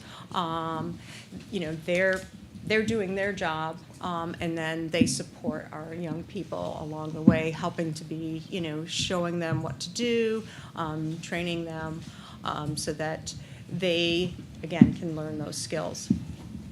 We do a welcome event for the incoming interns, where we do a pizza night and get to know the interns, and then the interns get to know the other interns that are going to be there that they're going to be with for the 9 months. So we do that. We also do our open house. So a number of different things that having some funds to support that would be very helpful, along with supporting some of the individuals that come into our program who may not have the means to buy some of the parts of the uniform. Our individuals come each day in a uniform. They have their Project Search shirt on, khaki pants, belt, watch, and comfortable shoes because they're on their feet most of the day. So we want to make sure that they have those items as well. So those are a few things that would be that funds would be used for. Thank you. So you're looking for a motion Yes. to accept the donation. Would anyone like to make a motion? Moved by Ms. Campbell. Is there a second? Second. Any discussion, questions? I just want to say thank you. Thank you. And thank Bangor. Thank the bangers as well. And to the public too is just thank you to Concord Hospital, who has been a great partner with us and allowing us space over there and allowing us just access to all of their people and a very nice environment for our adult students who take part in that program from Concord and from our surrounding districts. Thank you. Any further questions, discussions? Just one, I'm sorry. Yeah. Do you ever do reverse job fairs or have a call to community for community mentors? I know the Business Advisory Council probably does a lot of that, but would love to stay engaged with that. Well, let's be in touch. Okay, yeah. Yeah, definitely. I was Like the said, business liaison for Project Search in New Jersey, so, Oh, yeah. wonderful. Okay. Yes. So again, the Business Council has been one thing. We have worked to try to have speakers come in and talk. Yeah. So yes, Okay, definitely. perfect. All right. Thank you. You got it. All right. Wonderful. All right. So moved by Ms. Campbell, second by Ms. Hastings. All in favor? Aye. Any opposed? Any abstentions? Motion passes. Thank you. Oh, boy, I know, and thank you, Thank thank you. you. Real Thank you quick, so much. just bring your attention to page, this is my last comment tonight, and again, I apologize, but so many good things have been going on. Page 65 and through 68, you'll just see letters from the state, just letting you know that 2 facilities, Broken Ground and Crystal McAuliffe, have been approved school facilities. It's based on all the documents that they have to present around health and fire and safety, all the emergency plans and all that. That was all approved. They don't do every school every year. They pick schools randomly, so those were the 2 schools picked this year. But the letter's in there. I don't think it needs any more explanation. Thank you. And is that it for you, Superintendent? I think that's enough. Yes. Oh. Thank you. It's true.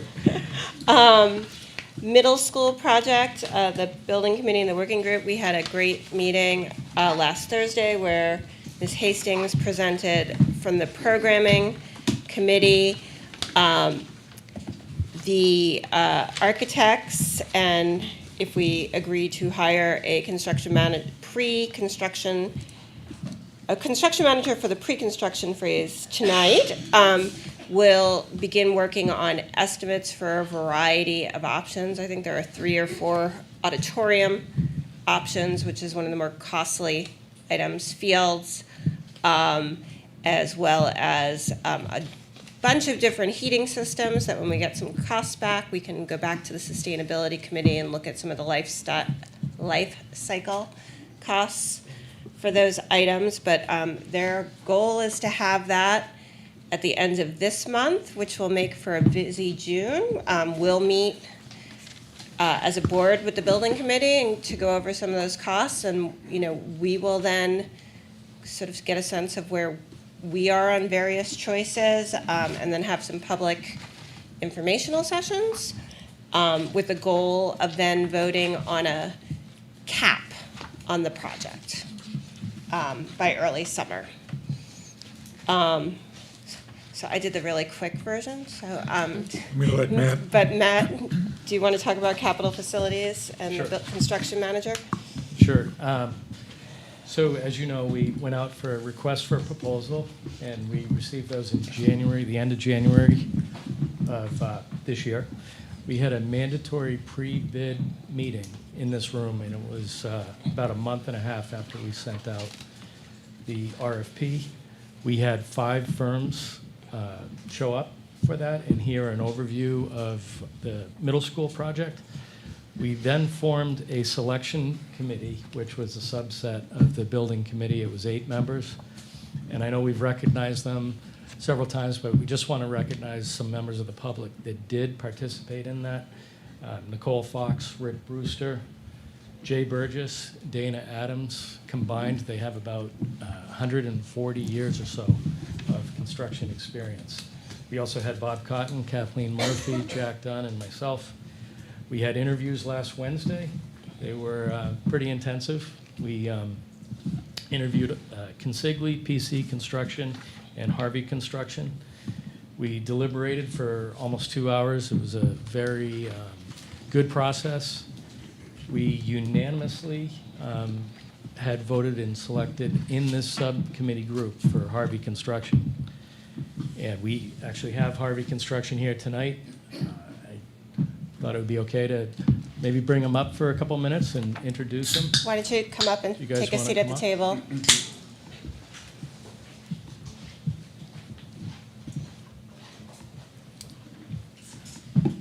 Good evening, folks.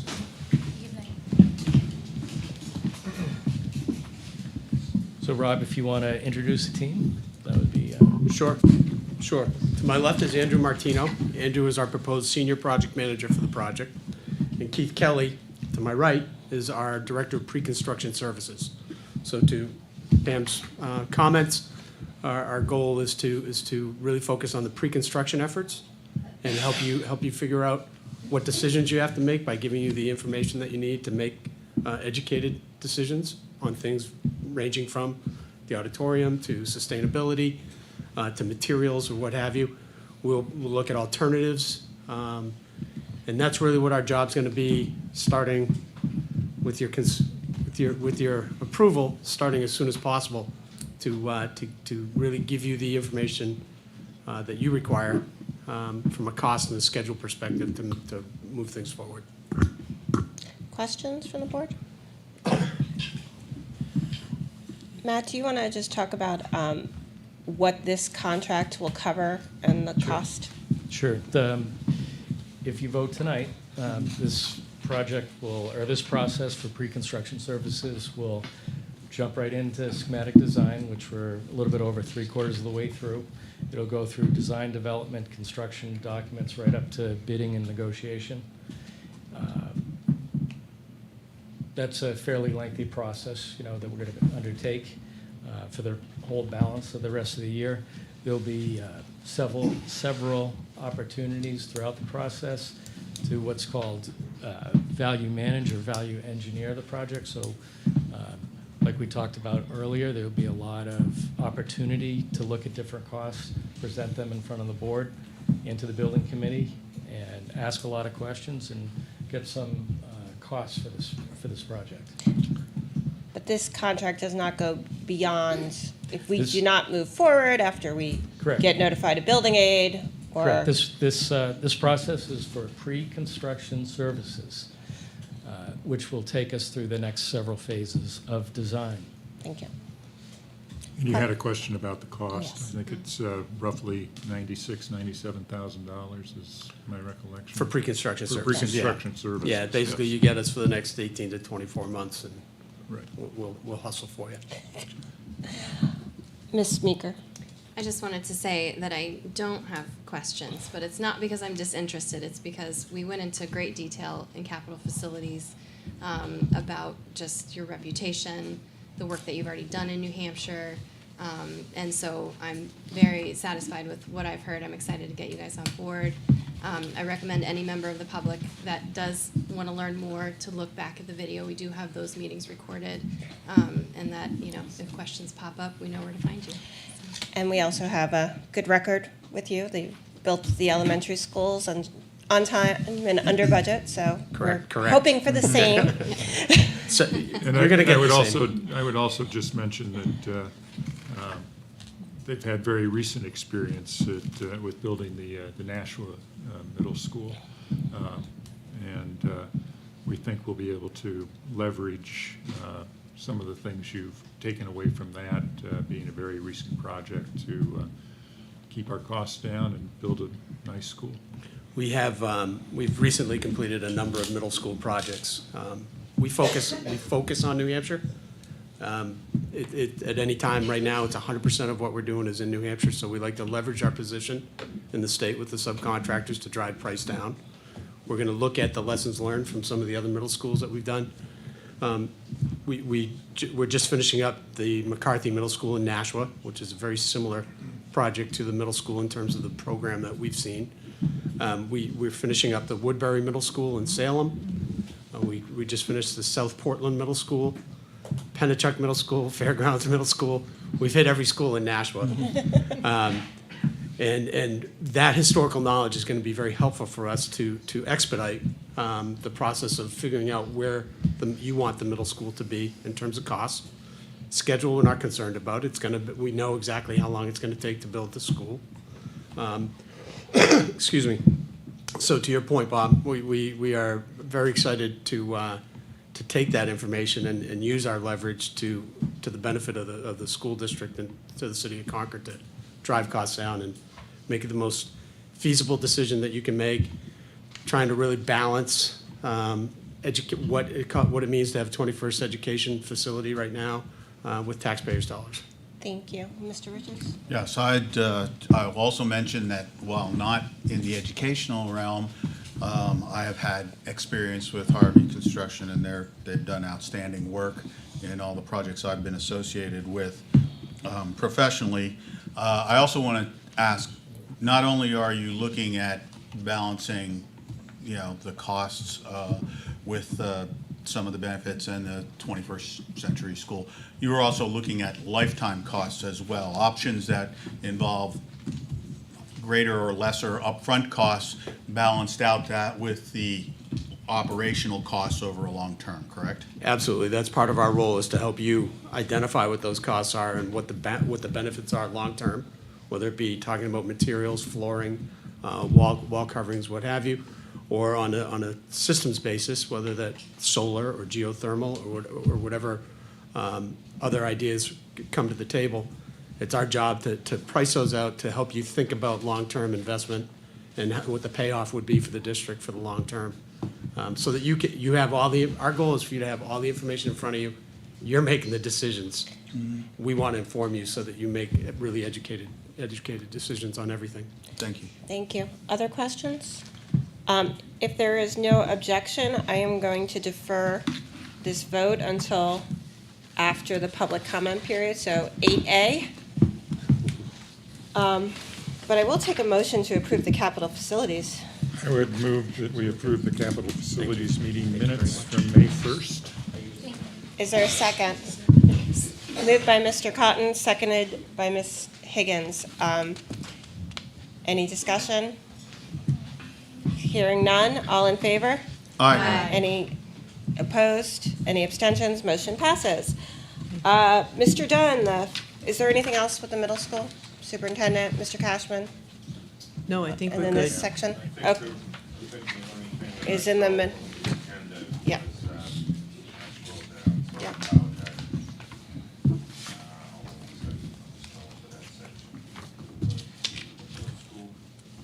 Well, why don't we go just to the finance? Nothing on that.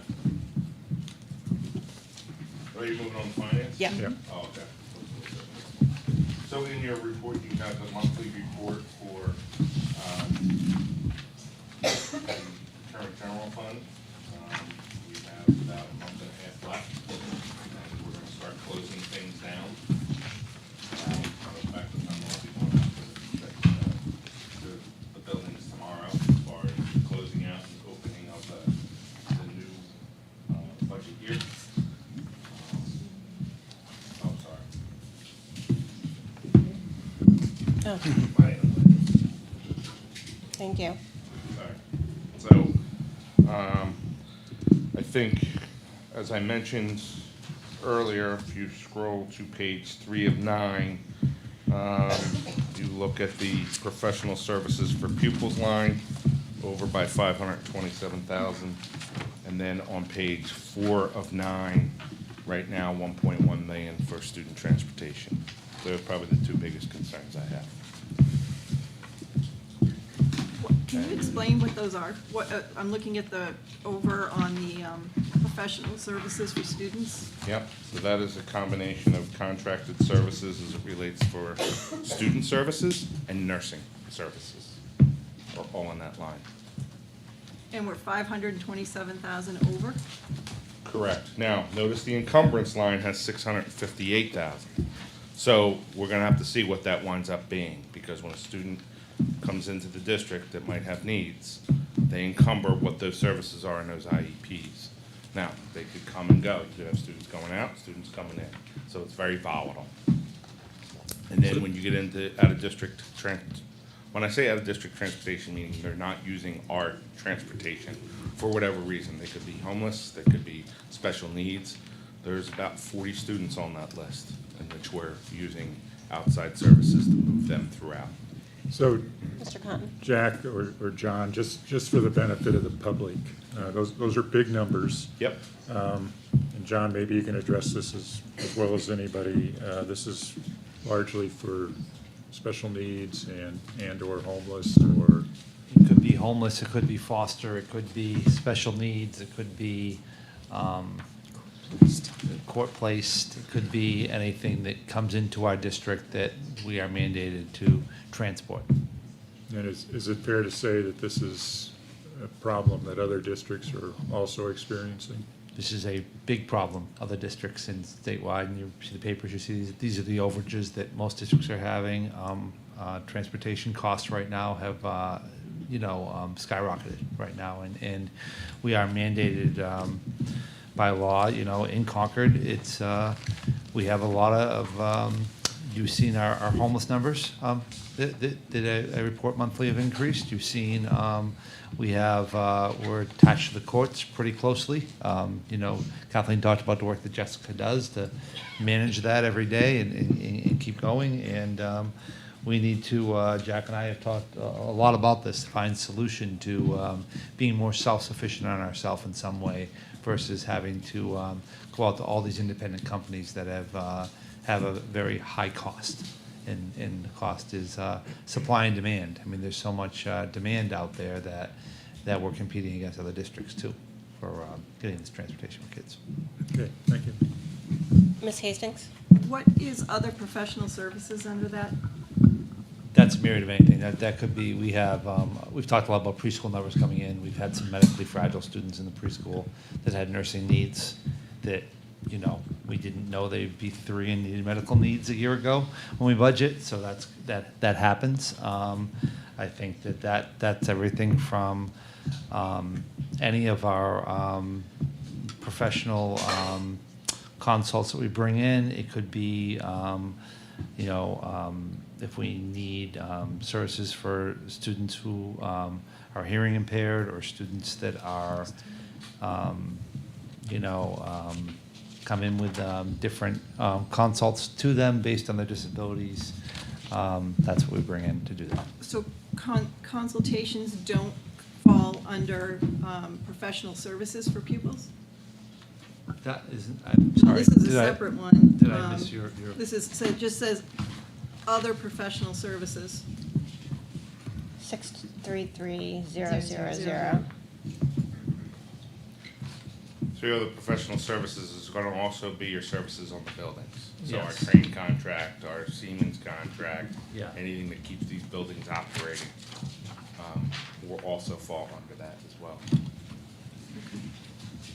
All right.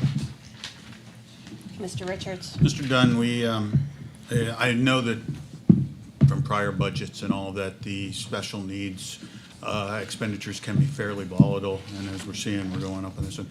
But it is my understanding that we maintain a trust fund that we could reach into in a short term to help smooth out and balance some of these expenditures. If we would to bump up against that encumbrance number, do you anticipate that that would be where we would go for the additional money? That's correct, because of the fiscal discipline that you have and the funds and what you've done in October, that will help smooth that out versus hitting people with a surprise in October. Yeah, we would not want to make it a tax increase. We would use that fund. However, long-term, or if this is a trend that continues, it's something we have to look at in future budgets because that is not a, Sustainable model. Yes, thank you. Other questions? All right, Mr. Dunn? Any other?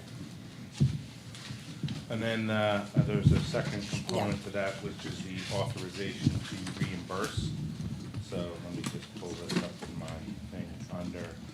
So the expenses in which you've incurred so far for the project, although I am not required because you've approved the overall project of the middle school, in my conversations with our financial advisors as well as their bond counsel, they said it is a good practice for the board to at least authorize you to reimburse yourselves for expenses that you've outlaid. This is not something new. In 2009-10, when we did the elementary project, we forked out $800,000 of general fund money, took a $5 million bond anticipation note, used that money to pay for the construction, and then rolled that into a grand total of a $55 million bond that paid for your elementary school. So, and we had authorization to reimburse for that 800. So this is nothing new, but this is just one of the tools that you have. And even though, again, it's not required that you do it, they felt it was a good practice, and I agree with that you should lay it out that, you're spending money, as you see in the capital facilities, 1.1 million. You want to reimburse yourselves, and I think noting that, putting that in the public record makes sense. But to clarify, Yeah. the 11 million, that includes the entire architect's cost, so we wouldn't necessarily spend all of that if we And again, don't move it's- forward next year. Correct, and that's an up Thank you. to. So right now, you have a running total, you have the 1.1, the 1.5. You have enough in your fund to keep laying out and moving down this path. All I'm doing is setting the bar in which, if you need to say, we need to go out and reimburse ourselves, you can. As we said, we're gonna put a variety of different financial plans in place for you to mitigate whatever impact this project has. So, Fine. Questions from the board? No, I think you asked the same question I was going to ask. No, and I just would reiterate that this does not commit us in any way to, the project or to issuing a bond. Yes. So, I'll also say that the Finance Committee voted 4-0 to recommend that this motion to the full board. And as part of its April 9th meeting, and that I would ask that this recommendation be put on as sometime after 8. 8B. 8B, please. Okay, that makes sense. Any objections to that? All right. Anything else, Mr. Dunn? no. All right, with that, we have our public comment period. Before we do Oh, that, can we approve the Financial Committee meeting Yes, we minutes? could, which are not on Which- here, but yes, we can. Yes, I just wanted to, We approved them. in oh, consent we calendar. consent, okay, sorry, Yeah. that was already including consent, so, my correction, thank you. Is there a sign-in sheet down there? There is, right? Great. If anyone would like to, from the public would like to give comment, please come down, sign in, and tell us your name.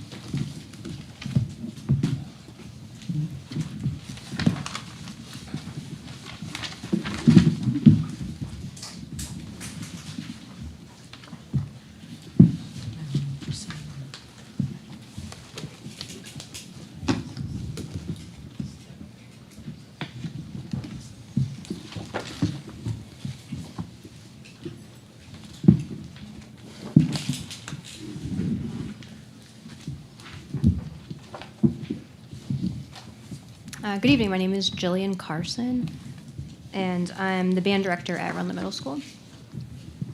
I'm here speaking on behalf of the entire Rutland Music Department, to clarify some of the reasons we are in support of keeping the largest auditorium space in the schematic of the new middle school.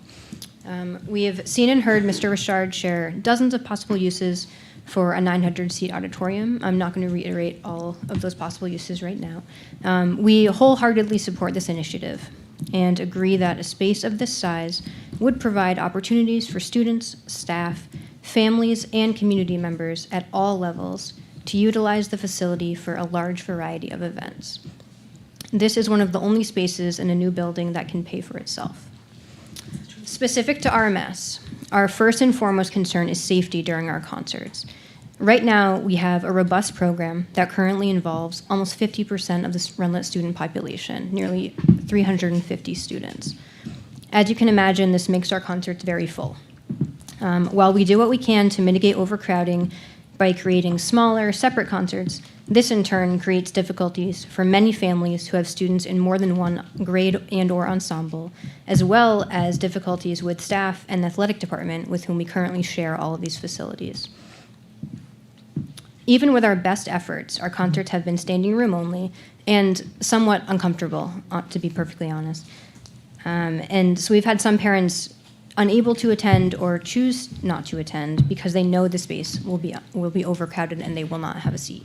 We would love to have a space where every family member who wants to come support these children can come and have a place to sit.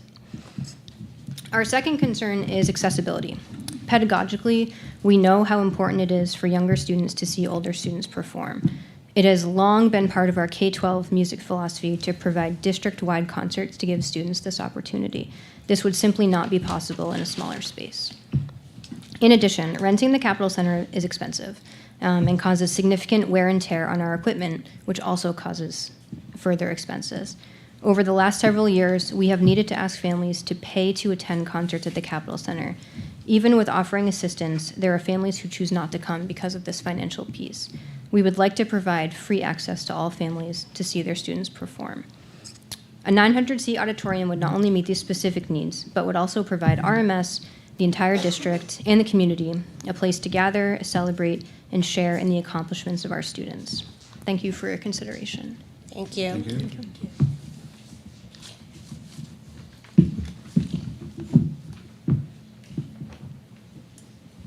Would anyone else like to testify?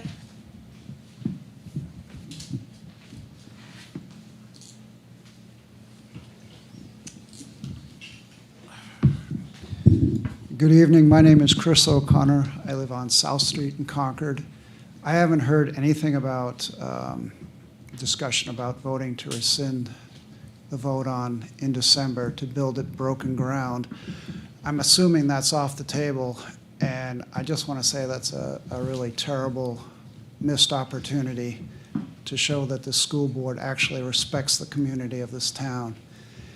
In my opinion, the vote taken in December was a cynical and underhanded ploy by a lame duck school committee to make sure that the current school committee could not vote on where to place the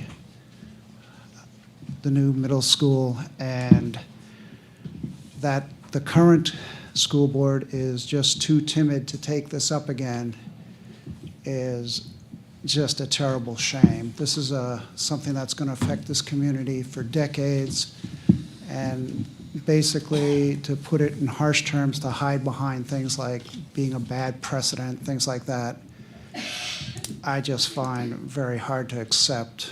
There's always talk about building trust with the community. Well, this was the way you could have done it, and you failed to do it, and that's a shame.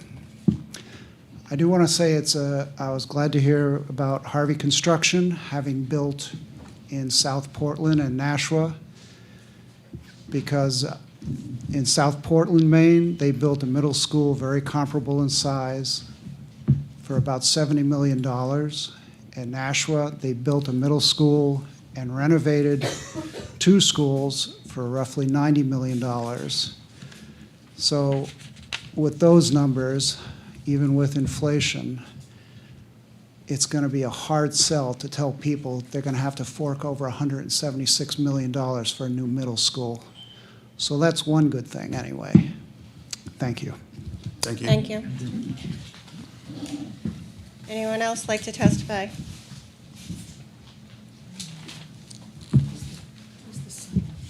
Good evening. My name is Bert Cooper. First, I'd like to say I loved the music. It was awesome.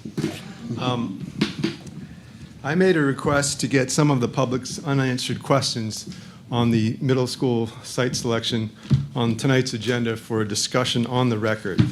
That request was denied. Years ago, when I taught math and science in middle and high school, I always required my students to check their work. My request to get these questions on the agenda, on the board agenda, is exactly that. Respectfully asking that this board check its work. Why? We've got a $140 million project that's going to last 50 years. I think of situations like the Hubble Space Telescope, where people didn't check. They sent up a nearsighted telescope. I think of other situations where engineers did check the work and officials overruled the work, and with disastrous consequences. Some of the unanswered questions. What's the global warming impact of cutting down 20 acres of trees and adding many more vehicle trips to dumping all this extra CO2 in the atmosphere?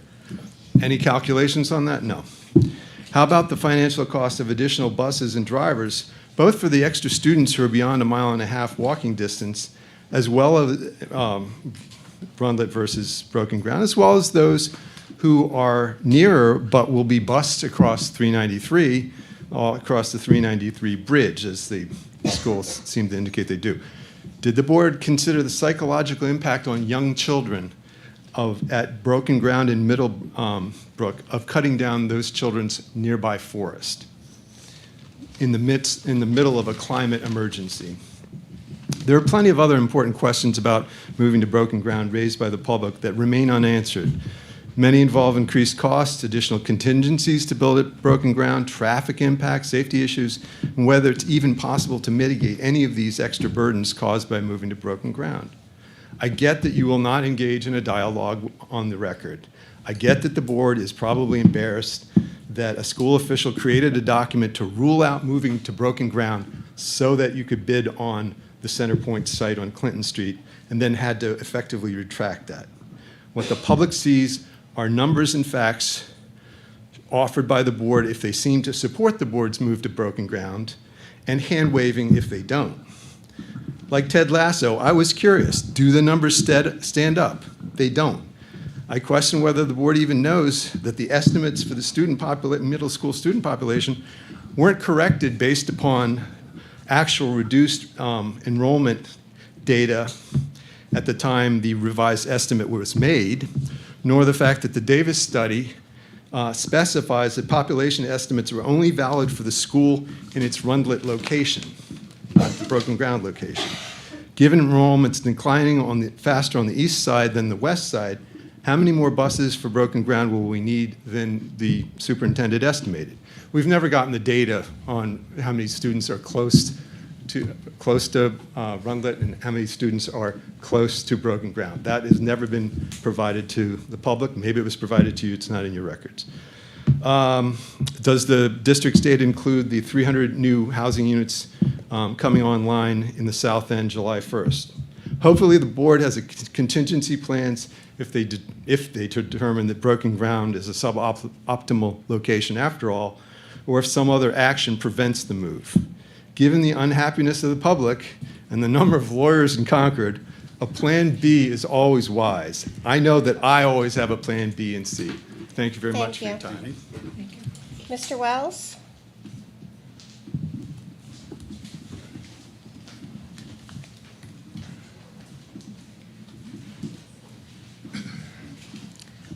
Hi there, I'm Jeff Wells, Ward 5, Samuel Drive. Just have a couple of comments about the declaration. I know I can't ask questions, I'm just trying to understand the need for this, and particularly giving it a name, the project, and calling it a school park complex.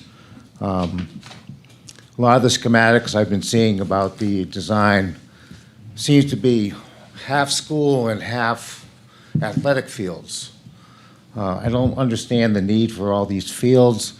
It looks like you're trying to build a junior Olympic training center. I don't understand that. And relative to that, the $11 million, why is it 11 million and not 90 million? I don't know why you're earmarking that amount. You certainly have enough money in your trust funds to cover this, so again, I just don't understand this declaration. And relative to the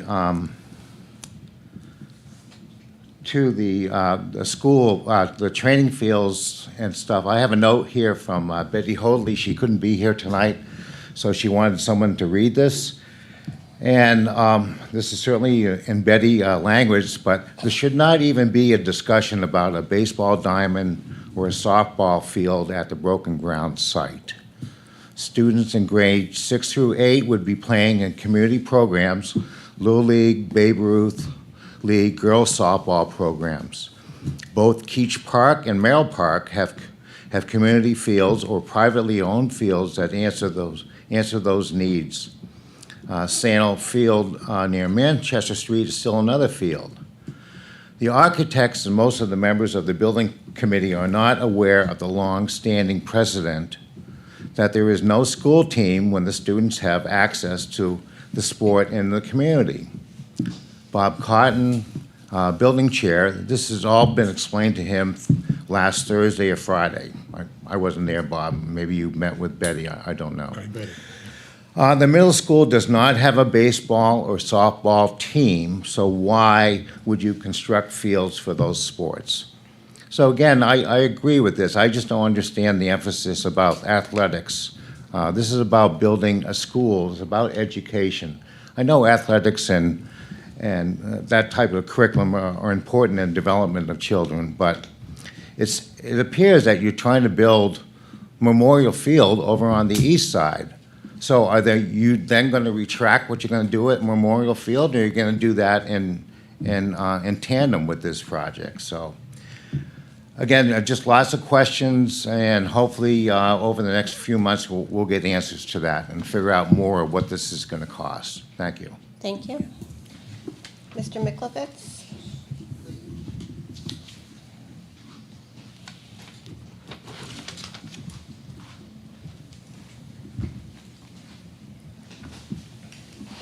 Steve Michaelovitz, Ward 10. I have some written comments. I hope I'll stay within the allotted 3 minutes. Try my best. Then I'm going to submit these to be added to the agenda. I'm sorry, to the minutes if I can.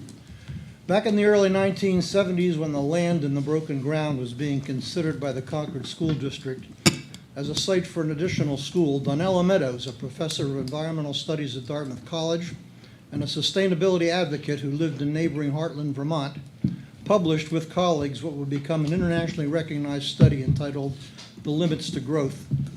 This study demonstrated that if the world's population continued to grow exponentially at the then current rates, the Earth would exceed its capacity to feed, shelter, and sustain humanity in a few short decades. We have come to see the truth of that prediction in the numbers of starving and homeless people on our planet, not limited to the so-called third world countries, but here in the United States and other technologically advanced countries. Ostensibly, much of this cautionary information was taught in our middle schools, or junior highs as they were then known. And students of the 70s, 80s, and 90s were motivated through education to actively seek means by which our population growth might be brought under control. Fast forward to 2023-24, and our students, including those in middle school, are being taught that our Earth is in the midst of a global warming crisis. This being caused primarily by excessive amounts of carbon dioxide gas and other chemicals, such as methane gas, accumulating in our atmosphere. These prevent the dissipation of solar heat, which is being trapped as a result of the byproducts of our convenience civilization. They are also being taught that this global warming crisis is beginning to have dire climatic consequences for all of us. In addition, they are learning that trees, especially at the stage of maturity, are sequestering as much as 100 tons of carbon per acre within their biomass, thus slowing the global warming process. Today, the students at Rundlet Middle School, as I understand it, with the leadership of their student council, are being educated about sustainability of the environment. They are questioning their teachers and parents about why acres of mature growth pine forest on the school district's broken ground property are going to be cut down to clear a site for a new middle school when a perfectly suitable location already exists that would eliminate the need to destroy a single tree. As a school board, you are constantly reminding us that you are doing your hard work for the sole benefit of our kiddos.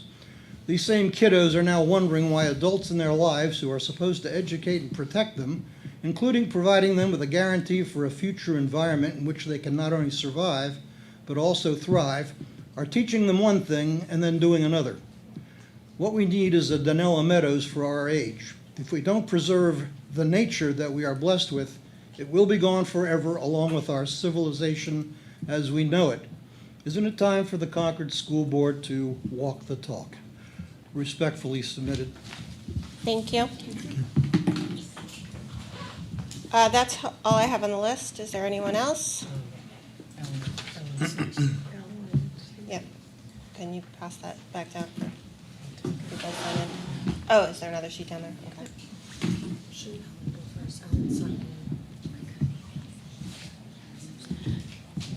Hi, Stacy Brown. I just want to comment on the declaration talks about the project as a broken ground school park complex. And I just want to point out that in Concord, we have about 203 acres of parks, 10 parks. And they host a lot of different sports. And this is not even including the sports that happened at Rundlet. Like I recently learned there's soccer, cross country, lacrosse, track and field at Rundlet.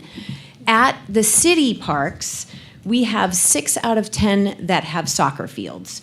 There are 2 tracks in 2 different parks. There are 4 parks, 4 out of 10 that have baseball. 7 out of 10 have Little League. 5 out of 10 have softball. There's also football at Memorial Field, field hockey, and 2 fields host lacrosse. We have lots of sports offerings. What we don't have and what the East Side will lose is a fabulous unfragmented forest that benefits not only humans but the wildlife, and that would be truly tragic if that is destroyed for something like a baseball or softball diamond that we have plenty of.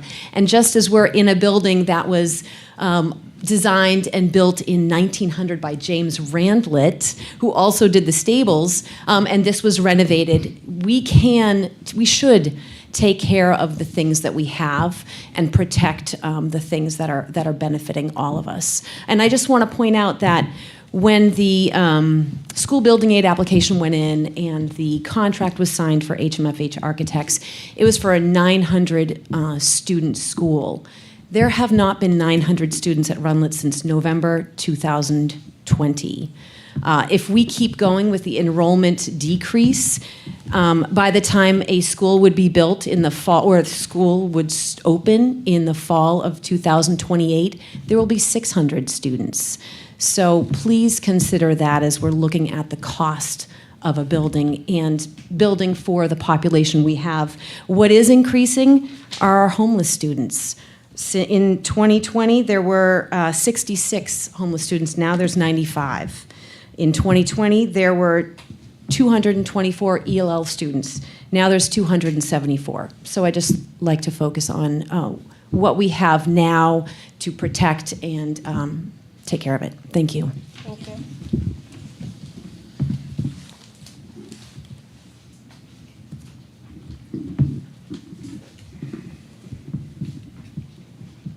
Ms. Kenny? Hi, Ellen Kenny, Ward 4, back again. So obviously, I haven't given up. And I keep coming because there are so many people that I talk to in the community that say, thank you. I really don't feel comfortable public speaking. And neither do I, but I feel the responsibility.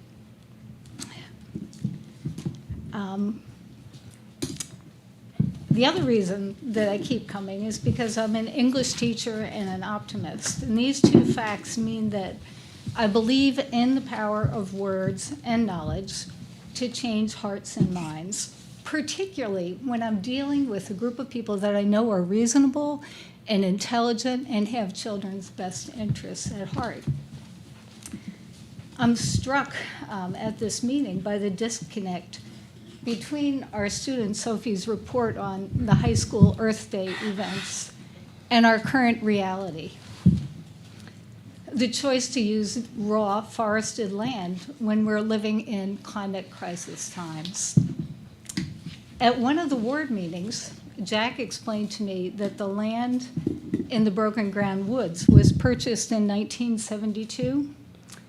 Am I right about that, Jack? And earmarked back then, 52 years ago, for a middle school. And I know that you will all agree with me that a whole lot of things have changed since 1972. And one of these should be our attitude toward development of raw forested land when we have an alternative. The acres that will be lost if we build the school are forested with white pines.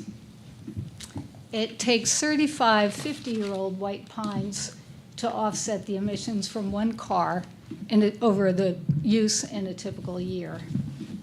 As these trees age,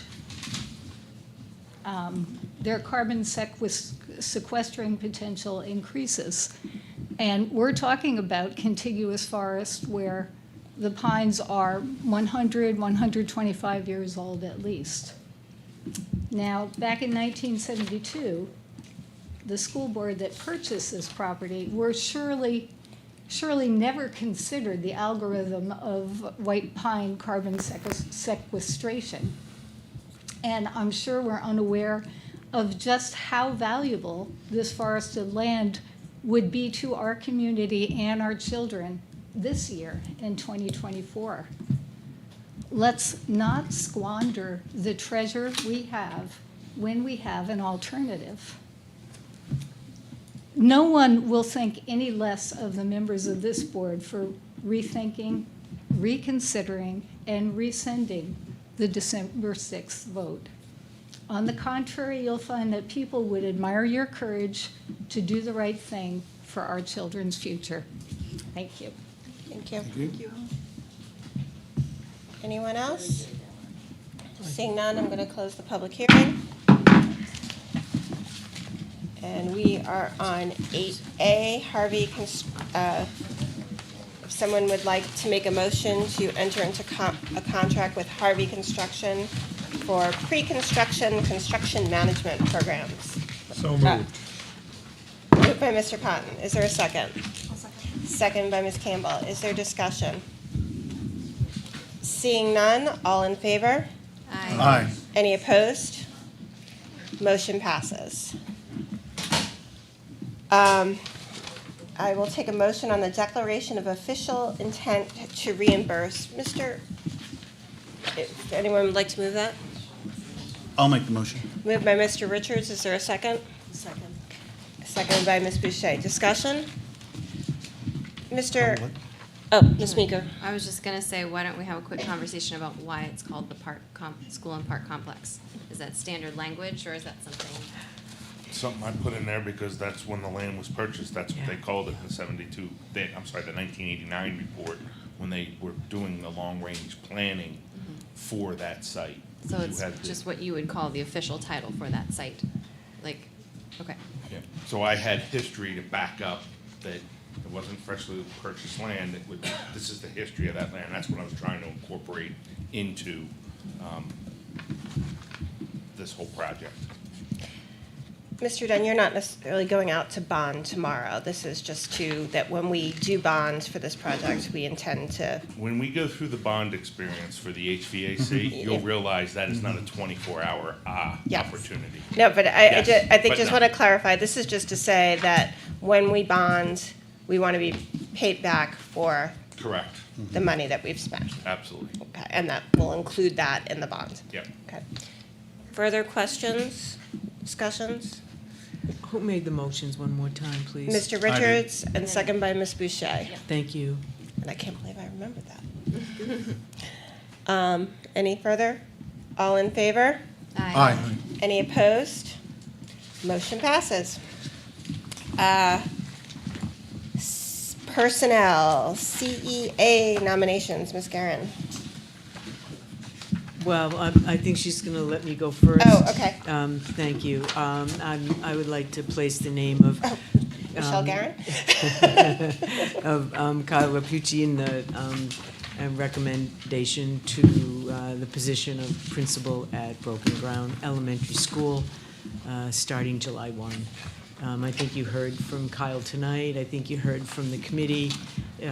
We did a very thorough reference checks, as you know, and even today I received another message regarding his qualifications and his ability to do the job, and our team is excited that he would be a member of our administrative team. So without hesitation, I put his name forward for your consideration. Is there a motion? So moved. Moved by Ms. Higgins. Is there a second? Second by Ms. Campbell. Any discussion? All in favor? Aye. Any opposed? Motion passes. Welcome to Concord. Now, Ms. Karen? Good evening. Page 108 and 109, we have existing teacher nominations for staff that will be returning in either a different position or 1 year only, or now filling a newer vacancy. So these teachers are currently working for us now, and they will continue to do so with your vote. Is there a motion to approve the existing teacher nominations? So moved. Moved by Ms. Higgins. Is there a second? Second. Second by Mr. Cotton. Is there any further discussion? Ms. Hastings? Do these names, are any of these names staff that were filling in as math coaches? Yes. And how many of those math coaches were we able to bring back? You mean the people who For were the filling in for Filling in for the the math. math coaches? We had 5, right? How many of those 5 have we been able to bring back? The teachers that were brought back, there are teachers that are coming back that were math coaches, and they were also 1 year onlys covering leave of absence. Right. So it was in the order in which they were hired that they're returning. So there are returning teachers, but they're not all necessarily the coverage of the math coaches. But the people that were covering math coach positions, we were able to bring, do you know how many of those are? Off the top of my head, I'm looking, I see 3. Okay, 3 of the 5 at least? Okay. All right. Thank you. Thank you. Any further questions or discussion? All in favor? Aye. Any opposed? Any abstentions? Motion passes. New teacher confirmations. Yes, we have 3 new teachers that will be coming in to cover positions for retirements, school nurse, a ELL teacher, and a special education teacher.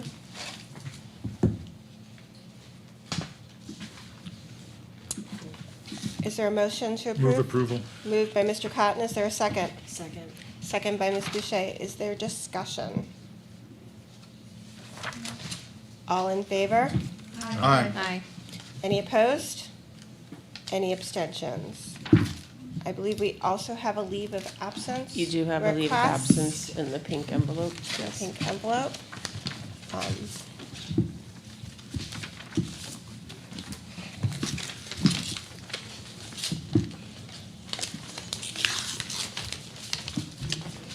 If anyone would like to make a motion. I move we accept the leave of absence request. Moved by Ms. Higgins. Is there a second? Second by Ms. Campbell. Any discussion? All in favor? Aye. Any opposed? Any abstentions? Great. Good.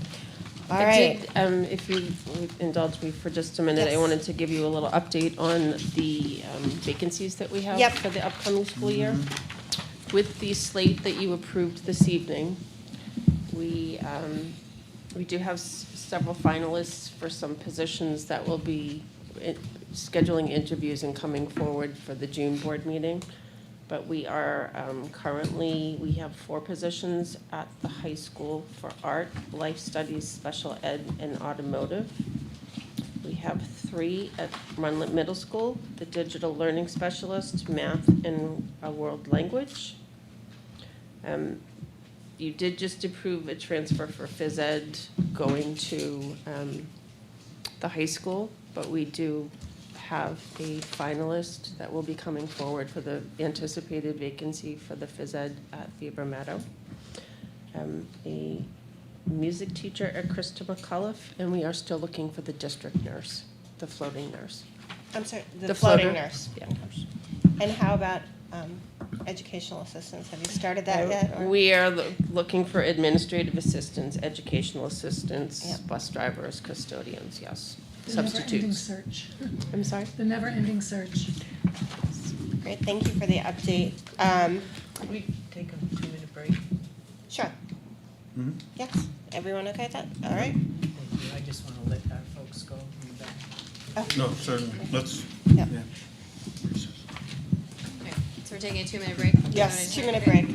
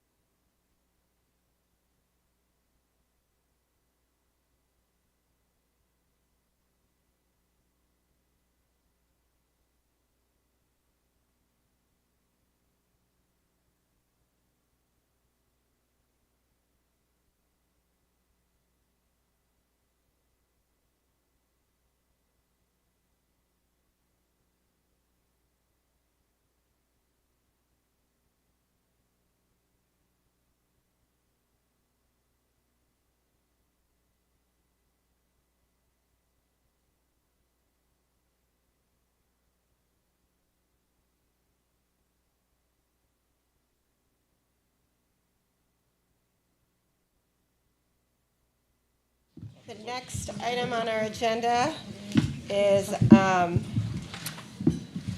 3 contracts from the negotiations committee. Mr. Dunn, do you want to walk through those? Sure.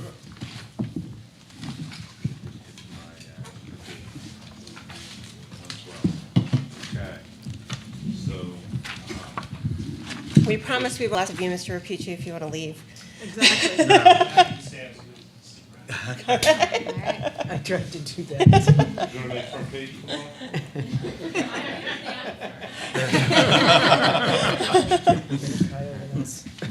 So, our first group is our CEOPA group, which is our Concord Educational Office Professional Association. They're all our admin assistants at the schools. So that's your Deb Jewers, your Alyssa Martin, if there's any out of Downing parents, your Lisa Lambs, your I could go through the list, but I went to go to Runlet, but I know he's in the process of hiring, so. But this contract is a 3-year contract. Adds about $463,000 over the life of the proposal to the budget. Some things we'll highlight, as we said, your top 3 drivers are New Hampshire retirement and medical and the salaries. Within this, we do insert a new plan into this agreement called the Orange Plan, which is a health savings account opportunity. So it's another way where it's a decent plan, but also offers the opportunity to lower the employees' costs as well as the district's costs, and puts some more consumer-driven opportunities in there. We do increase the step higher, and we also increase the starting wages. But other than that, it was a great group to work with. I think we have 28 to 30 of them total. But work hard every day, and they're your front line. I always say, if you want to know what's going on, you ask the principal. You really want to know what's going on, this is who you call. So, but great experience, great group. I'll move that we approve the CEOPA agreement. I'll second. Seconded by Ms. Campbell. Is there a discussion? Hearing none. All in favor? Aye. Any opposed? Any abstentions? Motion passes. I'm sorry, who seconded that? Just. Thank you. Interim bargaining with the maintenance workers, the Custodians, custodians. yeah. Sorry. So both sides recognize some of the challenges in hiring some of the custodial staff, and their agreement is up in, next year we'll be negotiating, but they're up the following year. So we've had discussions back and forth about trying to get some of the starting wages up. So they'll be starting at $17 an hour if you approve this.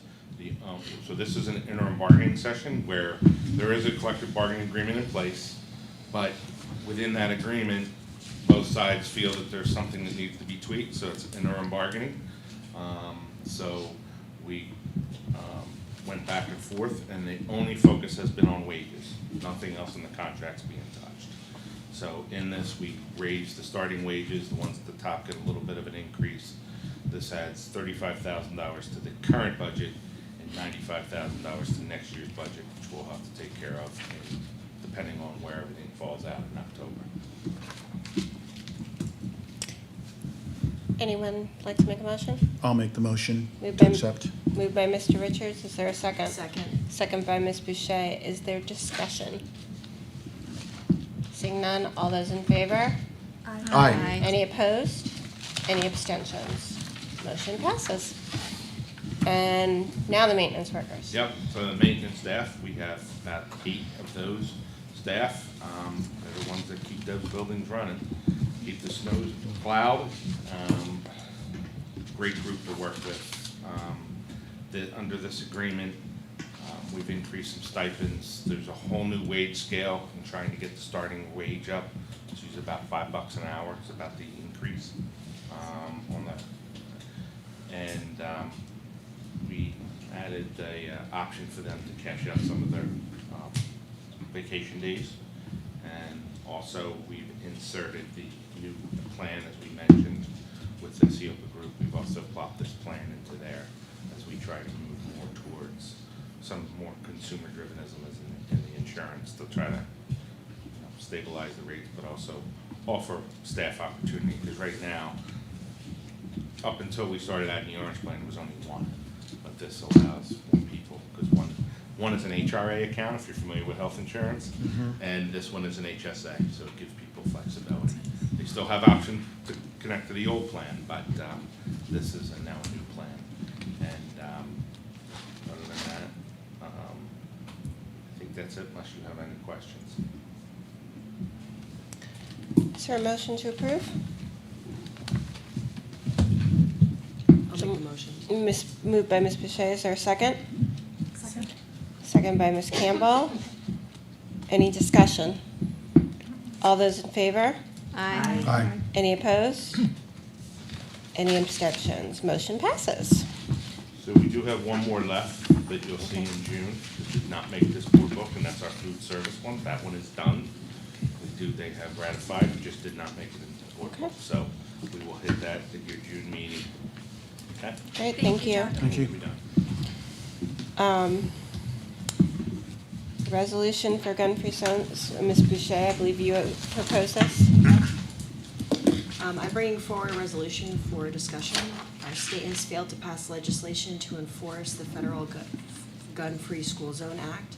This resolution acknowledges that the Concord Board of Education has an obligation to ensure that all students are provided a safe, secure, and supportive environment in which education and school activities are conducted, and legislators are accountable to create a safe or unsafe environment in our schools, as evidenced by increasing incidences of gun violence threats and gun violence in schools.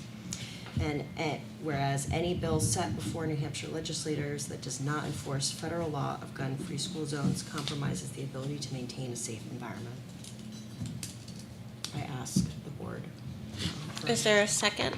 I will second. Second by Ms. Campbell. Is there discussion? I was just struck by the fact that this federal Gun-Free School Zone Act prohibits firearms within 1,000 feet of school property. And it strikes me that there are an awful lot of houses within 1,000 feet of school property, and people have guns in their houses. I don't know how that's enforced, but it just struck me. I'm in support of the resolution, but somebody ought to look at the federal law and figure out what that really means. What are they doing over there in Congress, I tell you? They do a great job. Yeah. Ms. Beaker? Yeah, I'd just like to speak to why I support this resolution and why I think it's coming up now, which is that we had an incident at the high school on a Saturday when someone renting a facility had a gun on premises while a school function was happening at the other end of the school. I feel like we do our due diligence to make sure that when we have members of the community coming into our school, for instance, on election days, we shut the school down because we have concerns for safety. So we've kind of entered into this weird gray area where it's okay sometimes and it's not okay sometimes. And I feel like we need to be so consistent. And I feel like if we care about this issue, that we need to ask our legislature for help in creating that consistency. And so if they're not going to allow us to enforce state and federal law, for my understanding is there's a law in the books that prevents the police department from enforcing these laws. Mm-hmm. That is the realm of absurd, in my opinion, when we are talking about children's safety. So, of course, I think this board could move in step to even just ask for that kind of consistency, that kind of clarification, that kind of due diligence that we do every day, that this staff does every day to keep our kids safe. And what happened the other weekend was just such an example of how we just don't have this down, and we really could use the assistance, because it's not just us, it's a community effort to keep our kids safe from guns. And as a parent, this is something I think about every single day. It's just not the world that we used to live in. I grew up in a family of hunters. I completely understand why people own guns, why people shoot guns. Clay shooting is quite fun. But this is just not that world that we're talking about anymore. We're talking about violence in our school settings, and it's very upsetting. So, yes, I support this resolution. Thank you, Ms. Meeker. I agree. When we get our buildings evaluated by the state, they tell us all the things we need to do to keep guns out of our buildings, and then tell us we actually can't keep people who aren't students out of our buildings without guns. We're allowed to take guns away from our students. And it's a little bit ridiculous, to say the least, and very scary, because while the Concord police would respond, what they can do if someone is threatening, we're just walking around with a gun, and we teach our students to report that, and understandably they're scared when they see someone. So I would hope the legislature would act too. Further discussion? All those in favor? Aye. Aye. Any opposed? Any abstentions? Motion passes. There's just one, just a little caveat to that, in that we've been asked, the policy committee has been asked to look at the facilities, a policy that we have, and I've looked at ours, and it's very open. It doesn't have a lot of detail in it. So we've been working on bringing to the policy committee a policy that reflects your wishes, including, I think you can put in your policy that guns are not allowed on campus by anyone. You can say that. Again, I realize there's some controversy around that, but I think you can say those things, just like you keep drugs out, just like you don't allow alcohol in your buildings. I think that's what you'll see your policy when we're working on it now. We'll bring it to that committee. With the understanding there are exceptions for, like the superintendent can give permission. There are exceptions for when people do it by accident. Oh, right, we do have It's not this. a hard and Right. fast line. It's a thoughtful, reasonable Right. effort to keep guns out. And I will say that the folks that used our facility and they were asked to, remove their weapons while they were in the building, they did. And so, that went well. Thank goodness. Yep. Thank goodness. Other monthly enrollment reports.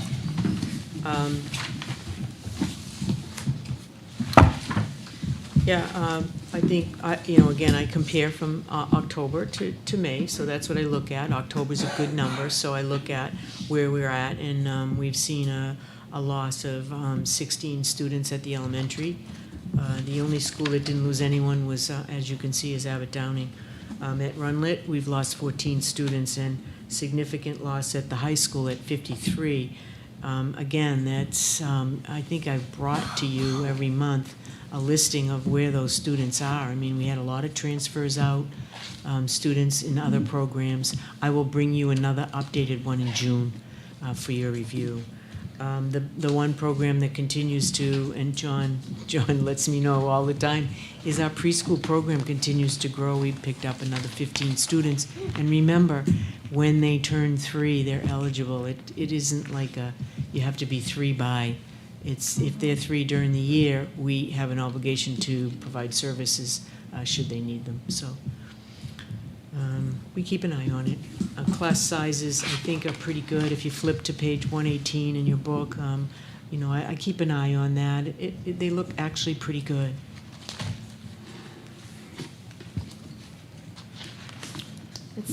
I don't think it's much of a dent, but it does look like homeless students are down a little. Yeah, they So are, and it it's was just a floating over hard number 100 to for a keep while. track of, Yeah. I mean, it just, I see that she's down, because we were well over, we were up to 120 at Yeah. one point last year.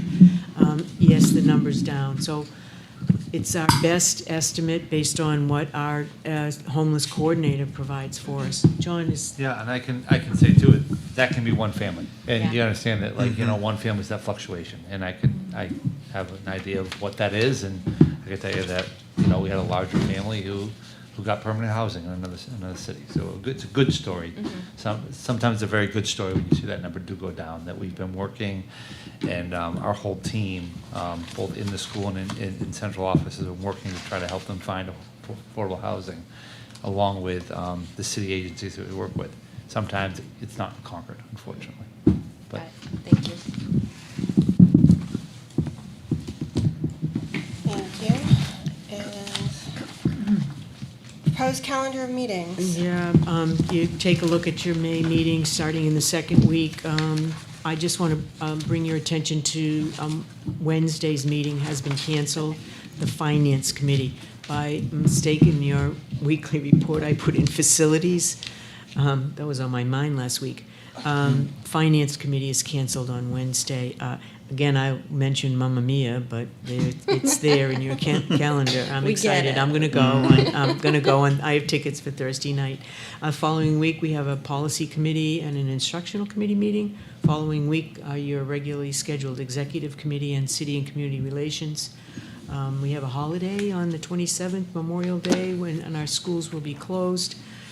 We have scheduled the 29th for distinguished educators and our retirees. We kind of separated it out from a regular meeting so that we could really take some time to really recognize them and not, sometimes, Pam said to me, sometimes it feels rushed, and it's nice to honor them with just a meeting. We'll have some cake and cookies or whatever, and take some time. We might set this room up a little differently so we can have more. That is the night of the block party. Yeah, at I Crystal know, I Hall. saw your note today.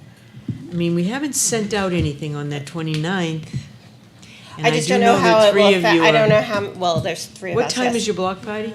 5 to 7? 5 to 7. Yeah, I also don't know if there's, The retiring teachers from. usually the principal and the teachers are at block party too, so. Do you want me to look at the 28th? Would that help? Or the I don't, or we the have not 31st. sent out the letters Yeah. yet. Friday, and then happy hour after? Hadn't thought of that. If you could look and see. All right, If I will look I at don't it. want to move it to a conflict in I another know, of the I'll have to elementary go schools, out. and We it's had, hard. we had the same problem on the 30th, which is the BGS Yeah. celebration, and it's the same night as the career commencement for our career and technical students. That's what happens this time of year. Maybe a week earlier. So the 30th, we have but I think I can get to BGS and then to the career and technical. Could you 'cause look the- at moving it up to the 22nd? What, which one? The distinguished educators. Educators? I could. So I could either do the 28th or the 22nd. Why don't you look and Look at see, those make dates. sure there's no conflicts at any of the Let other me, schools. yeah, let me go look at all the other schools. That's my problem right Yep. now. They have so many things going It's on. Okay. Right. And then if you look at June, it gets very busy. I think you're starting farmer's market, and I believe that, Jess, no? No, we are on a waiting list. Oh, you are for a Yeah. spot? Mhm. Okay, Yep. so we'll keep you posted on that. Okay. Interesting. We never actually set up in the market. Right. We set up on the sidewalk near the market. We weren't in their list. We were in front of the State House. Okay, we'll be there. Yeah, Just we'll figure it out. talk about it. We'll talk about it. So, Yeah. all right. It's such a great event Yeah, for you spot. to be there, and so I'll leave that Okay. in your hands. More to come. Okay, all right. And then the following week, you have school board meeting, capital facilities on the 5th. A building committee and the Board of Ed are meeting together because you should know, remember now, all of the schematics will be sent out on the 9th of this month for them to begin that process of coming up with a number, right? So then you should, by the end of May, we will have a preliminary number, and so your discussions with the building committee and yourself as a board kind of combination, we thought that would be a good way for the information to be shared. Well, that'll be on the 6th, and then on the 7th is a joint city and school board meeting here at central office. That's the city and school board meeting at 8:30. Can I ask a question about that? I know the city is entering, like, May is their budget season, and I don't know where we're at with Memorial Field.